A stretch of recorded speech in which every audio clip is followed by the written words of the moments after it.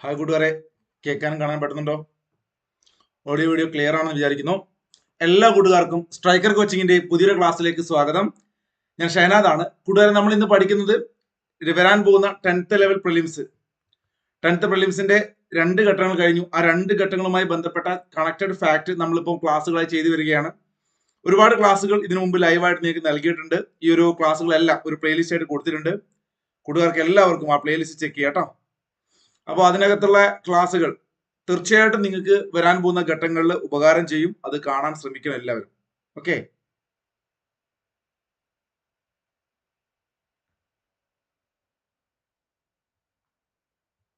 നിങ്ങളെ ചാറ്റൊന്നും ഞാൻ കാണുന്നില്ല. ഓക്കെ ആണെന്ന് വിചാരിക്കുന്നു. യെസ്, അപ്പൊ നമുക്ക് സ്റ്റാർട്ട് ചെയ്യാം. തൊട്ട് മുമ്പിലത്തെ ക്ലാസ്സിൽ നമ്മൾ കുറച്ചധികം ചോദ്യങ്ങൾ നോക്കിയിരുന്നു. നോക്കൂ, ആ ചോദ്യങ്ങളുമായി ബന്ധപ്പെട്ടുകൊണ്ട് കേരള ചരിത്രമാണ്. നിങ്ങൾക്കറിയാം, SCRT പാഠഭാഗങ്ങൾ അതുപോലെ ചോദ്യമായിട്ട് വരികയാണ് ഈ ഘട്ടങ്ങളിലൊക്കെ. അപ്പൊ ഇനിയുള്ള ഘട്ടത്തിൽ നമുക്ക് ഇതുപോലെ ചോദ്യങ്ങൾ പ്രതീക്ഷിക്കാം. നമ്മൾ അത്തരം ചോദ്യങ്ങളാണ് നോക്കിയത്. ആ ക്ലാസ് കൂട്ടുകാർ കാണേ, തൊട്ട് മുമ്പിൽ ചെയ്ത ക്ലാസ് ആണ്. 10 മണിക്കൂർ കൊണ്ട് നമ്മൾ കൃത്യമായിട്ട് വരാൻ പോകുന്ന പരീക്ഷയിലെ ചോദ്യങ്ങളെല്ലാം നിങ്ങൾക്ക് തരികയാണ്. അത്രയേറെ കണ്ടന്റ് നിങ്ങളിലേക്ക് എത്തിക്കുകയാണ്. അപ്പൊ നിങ്ങളുടെ നല്ല സപ്പോർട്ട് ഉണ്ടാവണം. നമ്മൾ അവസാനിപ്പിച്ച ചോദ്യം, ഏറ്റവും അവസാനമായിട്ട് നമ്മൾ ചോദ്യം നോക്കിക്കൊണ്ടായിരുന്നു നമ്മുടെ ക്ലാസ് നിർത്തിയത് അല്ലേ? ആ ചോദ്യം ഇതായിരുന്നു. നിങ്ങൾക്ക് കമന്റ് ചെയ്യാൻ പറ്റുന്നുണ്ടോ? ഒന്ന് കമന്റ് ചെയ്ത് എല്ലാവരും. കമന്റ് ചെയ്ത് ആരെങ്കിലും ഒരാൾ ലൈവിലുള്ളവർ. നിങ്ങൾക്ക് കമന്റ് കാണുന്നില്ല, അതുകൊണ്ടാണേ. 1920 മഞ്ചേരിയിൽ നടന്ന മലബാർ രാഷ്ട്രീയ സമ്മേളനത്തിൽ ഉൾപ്പെടാത്ത വിഷയം ഏത് എന്നായിരുന്നു ചോദിച്ചത് അല്ലെ? അപ്പൊ ഭരണപരിഷ്കരണം, കുടിയാന്മ പ്രശ്നം, ജനസംഖ്യ അനുപാത സംവരണം, ഖിലാഫത്ത്, ഇങ്ങനെ 4 ഓപ്ഷനാണ് കൊടുത്തത്. നിങ്ങൾക്ക് കമന്റ് ചെയ്യാൻ പറ്റുന്നില്ല? യെസ് കുട്ടാപ്പിസ്, യെസ്, ഓക്കെ. നിങ്ങളെ കമന്റ് ആരെയും കാണുന്നില്ല. ഈ സമയമായതുകൊണ്ടാണ്, വൈകുന്നേരം സമയമാണ്, ആളുകൾ കുറവായിരിക്കും എന്നാണ്. എന്തായാലും നിങ്ങൾ ഉള്ളവർ എന്ത് ചെയ്യുക, പരമാവധി കമന്റ് ചെയ്യട്ടോ. നമുക്ക് അടിപൊളിയായിട്ട് പഠിച്ചു പോവാം. ഓപ്ഷൻ സി ജനസംഖ്യ അനുപാത സംവരണമായിരുന്നു. ഈ ഒരു ചോദ്യത്തിൽ നിന്ന് നമുക്ക് ഇനി വരാൻ പോകുന്ന ഘട്ടത്തിൽ ഏറ്റവും പ്രധാനപ്പെട്ട കുറച്ച് കാര്യങ്ങൾ പഠിക്കേണ്ടതുണ്ട്. അതുകൊണ്ട് തന്നെ ഐക്യ കേരള പ്രസ്ഥാനം എന്ന ടോപ്പിക് പൊതുവെ കൂട്ടുകാർക്ക് ചിലർക്കെങ്കിലും പ്രയാസമുള്ള ടോപ്പിക്കാണ്. അതിനകത്തുനിന്ന് നമുക്ക് എന്തെല്ലാം പഠിക്കണം ഇനിയുള്ള പ്രിലിംസിൽ നോക്കാം. പ്രധാനമായിട്ട് SCRT ഫാക്ട് ആണ് മക്കളെ. നിങ്ങൾക്കറിയാം, ദേശീയ പ്രസ്ഥാനത്തിന്റെ ഒരു വരവ് അല്ലെങ്കിൽ കേരളത്തിലേക്കുള്ള ദേശീയ പ്രസ്ഥാനത്തിന്റെ കടന്നുവരവ് SCRT പറയുന്നുണ്ട്. അതിൽ ഏറ്റവും പ്രധാനം മലബാർ ആയിരുന്നു. കാരണം തിരുവിതാംകൂറും മധ്യ കേരളം അല്ലെങ്കിൽ ഈ പറയുന്ന കൊച്ചി ഉൾപ്പെടെയുള്ള സ്ഥലങ്ങളിൽ നാട്ടുരാജാക്കന്മാർ ഭരണം നടത്തിയിരുന്നു. അതുകൊണ്ട് തന്നെ ഇന്ത്യയിലെ ദേശീയ പ്രസ്ഥാനം നല്ല രൂപത്തിൽ ശക്തമായി വന്നത് മലബാർ മേഖലയിലാണ്. കാരണം നിങ്ങൾ മനസ്സിലാക്കണം, കാരണം ഇവിടെ തിരുവിതാംകൂറിലൊക്കെ രാജഭരണമായിരുന്നു. മലബാർ നേരിട്ട് ബ്രിട്ടീഷുകാരുടെ ഈ അധീനതയിലായിരുന്നു. അതുകൊണ്ട് കേട്ടോ. ഉമേറ ഹലോ, യെസ് കാണുന്നുണ്ട് അല്ലെ? നിങ്ങളെ കമന്റ് ഞാൻ കാണുന്നുണ്ട് കേട്ടോ. സജിത ഓക്കെ, ഇപ്പൊ ഓക്കെ. സബിത, ഷീബ എല്ലാവരും കാണുന്നുണ്ട്. PGN okay. അപ്പൊ അതുകൊണ്ട് നമുക്കിനി മലബാറിൽ എങ്ങനെയാണ് കോൺഗ്രസ് വന്നത് അതിന്റെ കാര്യങ്ങൾ പഠിക്കാവേ. ഇവിടെ കുറച്ച് കാര്യങ്ങൾ മാത്രമേ SCRT കൊടുത്തിട്ടുള്ളൂ. ഞാനതൊന്ന് മാറ്റിയിട്ട് കുറച്ച് വൃത്തിക്ക് കൊടുത്തിട്ടുണ്ട്. നമുക്കതും പഠിക്കാം. ഇവിടെ നോക്കൂ, ഈ ഒരു പാഠഭാഗത്ത് ഏറ്റവും അടിയിലായിട്ട് കാണാം കുടിയാൻ പ്രശ്നം, ഖിലാഫത്ത്, ഭരണപരിഷ്കരണം. ഇപ്പൊ പല അധ്യാപകരും അല്ലെങ്കിൽ പല ചാനലുകളും ഈ ഒരു പ്രിലിംസിന് ശേഷം പറഞ്ഞിട്ടുണ്ട്, കണ്ടോ ഈ ഒരു ചോദ്യം വന്നത് കണ്ടോ, നമ്മൾ SCRT ആണെന്നൊക്കെ പറഞ്ഞു. പക്ഷെ എന്റെ കൂട്ടുകാരോട് എനിക്ക് പറയാനുള്ളത്, നമ്മുടെ ടെലഗ്രാം ഗ്രൂപ്പിലാണെങ്കിലും അല്ലാതെയാണെങ്കിലും നമ്മുടെ പിള്ളേരോട് ഞാൻ പറഞ്ഞിരുന്നു, നിർബന്ധമായിട്ടും നിങ്ങൾ എന്ത് ചെയ്യണം, നിങ്ങൾ ഒരു ക്ലാസ് കാണണമെന്ന്. അപ്പൊ ആ ക്ലാസ് കണ്ടവർക്ക് ഇതാ ഈ കൊടുത്തിരിക്കുന്ന ക്ലാസ് 10th ലെവൽ പ്രിലിംസിന് വേണ്ടിയിട്ട് കേരള ചരിത്രം കംപ്ലീറ്റ് 5 മണിക്കൂർ, 3 മണിക്കൂർ, 2 മണിക്കൂർ, 2 ക്ലാസ്സുകളായിട്ട് ചെയ്തിരുന്നു. ആ ക്ലാസ്സിനകത്ത് ഫസ്റ്റ് ക്ലാസ്സിനകത്ത് കൃത്യമായിട്ട് ഈ ചോദ്യം, ഈ കാണുന്ന 3ാമത്തെ ചോദ്യം ഞാൻ ചോദിച്ച് അത് പഠിപ്പിച്ചതാണ്. ഈ കഴിഞ്ഞ ഘട്ടം 2ാം ഘട്ടത്തിൽ വന്ന ചോദ്യം കണ്ട നിങ്ങൾ, അത്യാവശ്യം തരക്കേടില്ലാത്ത ഒരു ചോദ്യം എന്ന് വേണമെങ്കിൽ നമുക്ക് പറയാം. ഇത് ജനസംഖ്യാനുപാത സംവരണം എന്നുള്ളത് നമ്മൾ ഊഹിച്ചൊക്കെ എഴുതും. ഈ ഒരു ചോദ്യം കാണുന്ന സമയത്ത് ഊഹിച്ചെഴുതും. പക്ഷെ എന്നാലും വളരെ എളുപ്പമുള്ള ചോദ്യങ്ങൾക്കിടയിൽ ഒരു നിലവാരം പുലർത്തുന്ന രൂപത്തിലുള്ള ചോദ്യമായിരുന്നു. ഇത് SCRT ചോദ്യമാണ്. ഇത് ഇതുപോലെയാണ് ചോദിച്ചത്. പക്ഷെ ഞാനിട്ട ഓപ്ഷൻ ഖാദിയും ഖിലാഫത്തും കുടിയാൻ പ്രശ്നവും ഇട്ടു. പക്ഷെ ഞാൻ ഭരണപരിഷ്കരണം എന്നാണ് ഞാൻ ഓപ്ഷൻ ഇട്ടത്. ഇത് നമ്മുടെ എക്സാമിന് ഗൂഗിൾ ഫോം ഷീറ്റ് എക്സാമിനും അല്ലാതെയൊക്കെ ആയിട്ട് പോളൊക്കെ ആയിട്ട് പിള്ളേർക്ക് കൊടുത്ത ചോദ്യമാണ്. അപ്പൊ പറഞ്ഞു വന്നത്, നിങ്ങൾ ക്ലാസ്സുകൾ, പ്രീവിയസ് ക്ലാസ്സുകൾ, കഴിഞ്ഞ വർഷം എടുത്ത ക്ലാസ്സുകളാണെങ്കിലും 10th പ്രിലിംസിന്റെ ക്ലാസ്സുകൾ കൂട്ടുകാർ കാണാതെ ഈ ചാനൽ നല്ല എല്ലാ ചാനലും നിങ്ങൾ കയറിയിട്ട് കാണാൻ ശ്രമിക്കണം. അതേ ചോദ്യങ്ങളൊക്കെ തന്നെയാണ് റിപ്പീറ്റ് ചെയ്യുന്നത്. പണ്ട് നിങ്ങൾക്ക് ഇത് ഈ ഒരു 2 ആഴ്ച മുമ്പ് നടന്ന PSCയുടെ ക്വസ്റ്റൻ ആണ് ഈ 87ാമത്തത്. ഇതാണെങ്കിൽ ഞാൻ മുമ്പ് എടുത്ത ക്ലാസ്സിലെ ക്വസ്റ്റ്യൻ ആണ്. ആ ക്ലാസിന്റെ കാര്യമാണ് ഞാൻ പറഞ്ഞത്, 5 മണിക്കൂർ ക്ലാസ്. അപ്പൊ അതുകൊണ്ട് നിങ്ങൾ എന്ത് ചെയ്യുക, ആ രൂപത്തിൽ കാണുക. അപ്പൊ നമുക്ക് ഇനി അതേ ക്ലാസ്സിനകത്തുള്ള കണ്ടന്റ് തന്നെ ഞാൻ മാറ്റിയെടുത്തിട്ടുണ്ട്. അത് നിങ്ങൾക്ക് എന്തൊക്കെയാണെന്ന് പഠിക്കാം. തീർച്ചയായിട്ടും ഈ ക്ലാസ്സിനകത്ത് 3-ാം ഘട്ടവും 4-ാം ഘട്ടവും ഇനിയുള്ള മറ്റ് PSC പരീക്ഷകൾക്കും ഉപകാരം ചെയ്യും. ഓക്കെ. ഇന്ത്യൻ നാഷണൽ കോൺഗ്രസിന്റെ അധ്യക്ഷ പദവി വഹിച്ച ഏക മലയാളിയായ ചേറ്റൂർ ശങ്കരൻ നായർ അഥവാ C ശങ്കരൻ നായർ 1857 വർഷം ഒന്ന് നോട്ട് ചെയ്ത് വെക്കണ്ട, അത് പഠിക്കൊന്നും വേണ്ട. അദ്ദേഹം ജനിച്ചത് എവിടെയാണെന്നാണ് ചോദ്യം. എവിടെയാണ്? എയിം PSC, ചൈതന്യ, തസ്നീം മൻസൂർ, എല്ലാവരും ചാറ്റ് കാണുന്നുണ്ട്. ഞാൻ നിങ്ങൾ എന്ത് ചെയ്യാം, ഒന്ന് കമന്റ് ചെയ്യാൻ ശ്രമിക്കാം. ഇങ്ങനെ ഒരു ചോദ്യം ചോദിച്ചു കഴിഞ്ഞാൽ മങ്കടയും മങ്കര, ഇത് ഞാനിട്ട് ഓപ്ഷൻ ആയതുകൊണ്ടാണ്. ഇവിടെ മങ്കര എന്ന് പറഞ്ഞു, ഉമേറ അല്ലേ, എവിടെയാണ്? പാലക്കാട് ജില്ലയിലല്ലേ മങ്കര. അപ്പൊ മങ്കട എന്ന് പറഞ്ഞാൽ അത് മറ്റൊരു സ്ഥലമാണ്, മലപ്പുറത്താണെന്ന് തോന്നുന്നു. മങ്കരയാണ് എവിടെയുള്ളത്? പാലക്കാട് ജില്ലയിൽ. C ശങ്കരൻ നായർ. അമരാവതി സമ്മേളനത്തിലെ അധ്യക്ഷനായിരുന്നു ചേറ്റൂർ ശങ്കരൻ നായർ. നിങ്ങൾക്കറിയാം, ഇന്ത്യൻ നാഷണൽ കോൺഗ്രസിന്റെ ഒരേ ഒരു അധ്യക്ഷനെ മലയാളിയായിട്ടുണ്ടായിട്ടുള്ളൂ. അത് ഏത് വർഷമാണ്? 1897 അല്ലെ, അമരാവതി സമ്മേളനം. ഏതായിരുന്നു സമ്മേളനം? PSC എപ്പോഴും ചോദിക്കുന്നതാണ് അമരാവതി സമ്മേളനം. കൂട്ടുകാരെ, ഇപ്പൊ ലൈവിലുള്ളവരെല്ലാവരും ജസ്റ്റ് ഒന്ന് കമന്റ് ചെയ്യണം, അല്ലെങ്കിൽ ലൈക്ക് ചെയ്യണം കേട്ടോ. എന്ന് വെച്ചാലേ നമുക്ക് ഈ വൈകുന്നേര സമയമായതുകൊണ്ട് പരമാവധി ആളുകൾ യൂട്യൂബ് ഉപയോഗിക്കത്തില്ല, അതുകൊണ്ട് തന്നെ ആളുകൾ വളരെ കുറവായിരിക്കും. അപ്പൊ നിങ്ങളുടെ ലൈക്ക് അടിക്കുന്ന സമയത്ത് പരമാവധി ആളുകളിലേക്ക് ഇത് യൂട്യൂബ് റെക്കമെൻഡ് ചെയ്യും. അതുകൊണ്ടാണ് ലൈക്ക് ചെയ്യാൻ പറഞ്ഞിട്ട് എല്ലാവരും. 1916 നമുക്ക് പഠിക്കാം മലബാറിലെ ജില്ലാ കോൺഗ്രസ് സമ്മേളനങ്ങൾ പഠിച്ചുകൊണ്ട് എന്തൊക്കെയാണ് ഇനിയുള്ള പരീക്ഷയ്ക്ക് നമുക്ക് പ്രതീക്ഷിക്കാൻ നോക്കാം. കാരണം ഇവിടെ മലബാർ ജില്ലാ കോൺഗ്രസിന്റെ പ്രഥമ സമ്മേളനം 1916 ആനി ബസന്റെ അധ്യക്ഷതയിൽ പാലക്കാട്ട് വെച്ച് നടന്നു എന്ന് പറയുന്നുണ്ട്. കൃത്യമായിട്ട് ആളുകളുടെ പേര് നോക്കൂ, KP കേശവമേനോൻ അല്ലെ, KP രാമൻ മേനോൻ എന്ന് കൊടുത്തിട്ടുണ്ട്. ഇത് കുറച്ചുകൂടി വ്യക്തമായിട്ട് കാണാൻ വേണ്ടിയിട്ട് ഞാൻ മാറ്റി തരാം. അതിതാണ് മലബാർ ജില്ലാ കോൺഗ്രസിന്റെ പ്രഥമ സമ്മേളനം. അപ്പൊ ഇത് ഞാൻ മാറ്റി എഴുതിയിട്ടുണ്ട്, നിങ്ങൾക്ക് നന്നായിട്ട് കാണാൻ പറ്റുന്നത് സ്ക്രീനിൽ പഠിക്കാൻ പറ്റും. ഇതിന്റെ PDF തരും. അതേ വർഷം നടന്ന മറ്റൊരു ഫാക്ട് ആണ് ഞാൻ നിങ്ങൾക്ക് ഇതാ എക്സ്ട്രാ ആയിട്ട് തരുന്നത്. ഒരു പക്ഷേ ഇനിയുള്ള PSC പരീക്ഷയിൽ ചോദിക്കാതെ ഈ ഒരു പോയിന്റ് ആയിരിക്കും. 1916 എന്ന് പറയുമ്പോൾ എന്റെ സുഹൃത്തുക്കളെ നിങ്ങളുടെ മനസ്സിലേക്ക് വേണ്ടത് 1916 ആണേ. ലക്നൗ സമ്മേളനം നിങ്ങൾക്ക് അറിയാലോ. അംബികാചരൺ മജുംദാർ അധ്യക്ഷനായ അഥവാ AC മജുംദാർ അധ്യക്ഷനായ കോൺഗ്രസിന്റെ ലക്നൗ സമ്മേളനം, മിതവാദികളും തീവ്രവാദികളും ഒന്നിച്ച ലക്നൗ സമ്മേളനം. അതുപോലെ തന്നെ ഹോം റൂൾ പ്രസ്ഥാനം അല്ലെ, ഹോം റൂൾ ലീഗ് രൂപീകരിക്കുന്ന വർഷം 1916 ആണ്. ആനി ബസന്റും ബാലഗംഗാധരനും നിങ്ങൾക്കറിയാം. അങ്ങനെ ഇന്ത്യയിൽ ഒരുപാട് മാറ്റങ്ങൾ നടക്കുന്ന 1916 കേരളത്തിൽ മനസ്സിരുത്തി പഠിക്കണേ, കോൺഗ്രസ് എന്ന് പറയുന്ന പ്രസ്ഥാനം അല്ലെ, ഇന്ത്യൻ നാഷണൽ കോൺഗ്രസ്, അവരുടെ ഒരു ജില്ലാ കോൺഗ്രസ് സമ്മേളനം നടത്തുകയാണ് ആദ്യമായിട്ട് 1916. ഇതേ വർഷം ഹോം റൂൾ ലീഗ് ആനി ബസന്റും തിലകനും രൂപീകരിച്ചല്ലോ. ഇഷ്ടപ്പെട്ട് പഠിക്കണേ, ഇഷ്ടപ്പെട്ട് പഠിക്കണം കേട്ടോ. അവരെന്ത് ചെയ്യുകയാണ്? അവര് ഹോം റൂൾ ലീഗിന് കേരളത്തിൽ ഒരു ശാഖ ഉണ്ടാക്കുകയാണ്. അപ്പൊ മലബാറിലെ ഹോം റൂൾ ലീഗ് രൂപീകരിച്ചത് ഏത് വർഷം എന്ന് ചോദിച്ചാൽ, കേരളത്തിൽ രൂപീകരിച്ച ഏത് വർഷം ചോദിച്ചാല് 1916. എവിടെ എന്ന് ചോദിച്ചാൽ എക്സാക്ട് നിങ്ങൾ പറയുക, Kozhikode. Malabar home rule league രൂപീകരിച്ച സമയത്ത് അതിന്റെ ആദ്യത്തെ സെക്രട്ടറി പ്രസിഡന്റ്. തൊട്ടു മുമ്പിൽ ഇന്ന് ഉച്ചയ്ക്ക് നമ്മൾ പഠിച്ച ക്ലാസ്സിൽ ഞാൻ പറഞ്ഞിരുന്നു NSSന്റെ സെക്രട്ടറി പ്രസിഡന്റ്. മാറിപ്പോകുന്നുണ്ടോ ഷീബ? അന്ന് ക്ലാസ്സിലുള്ളവർക്ക് അല്ലേ, സജിതൊക്കെ ക്ലാസ്സിലുണ്ട്, സജിതൊക്കെ ഓർമ്മ ഉണ്ടാവല്ലോ.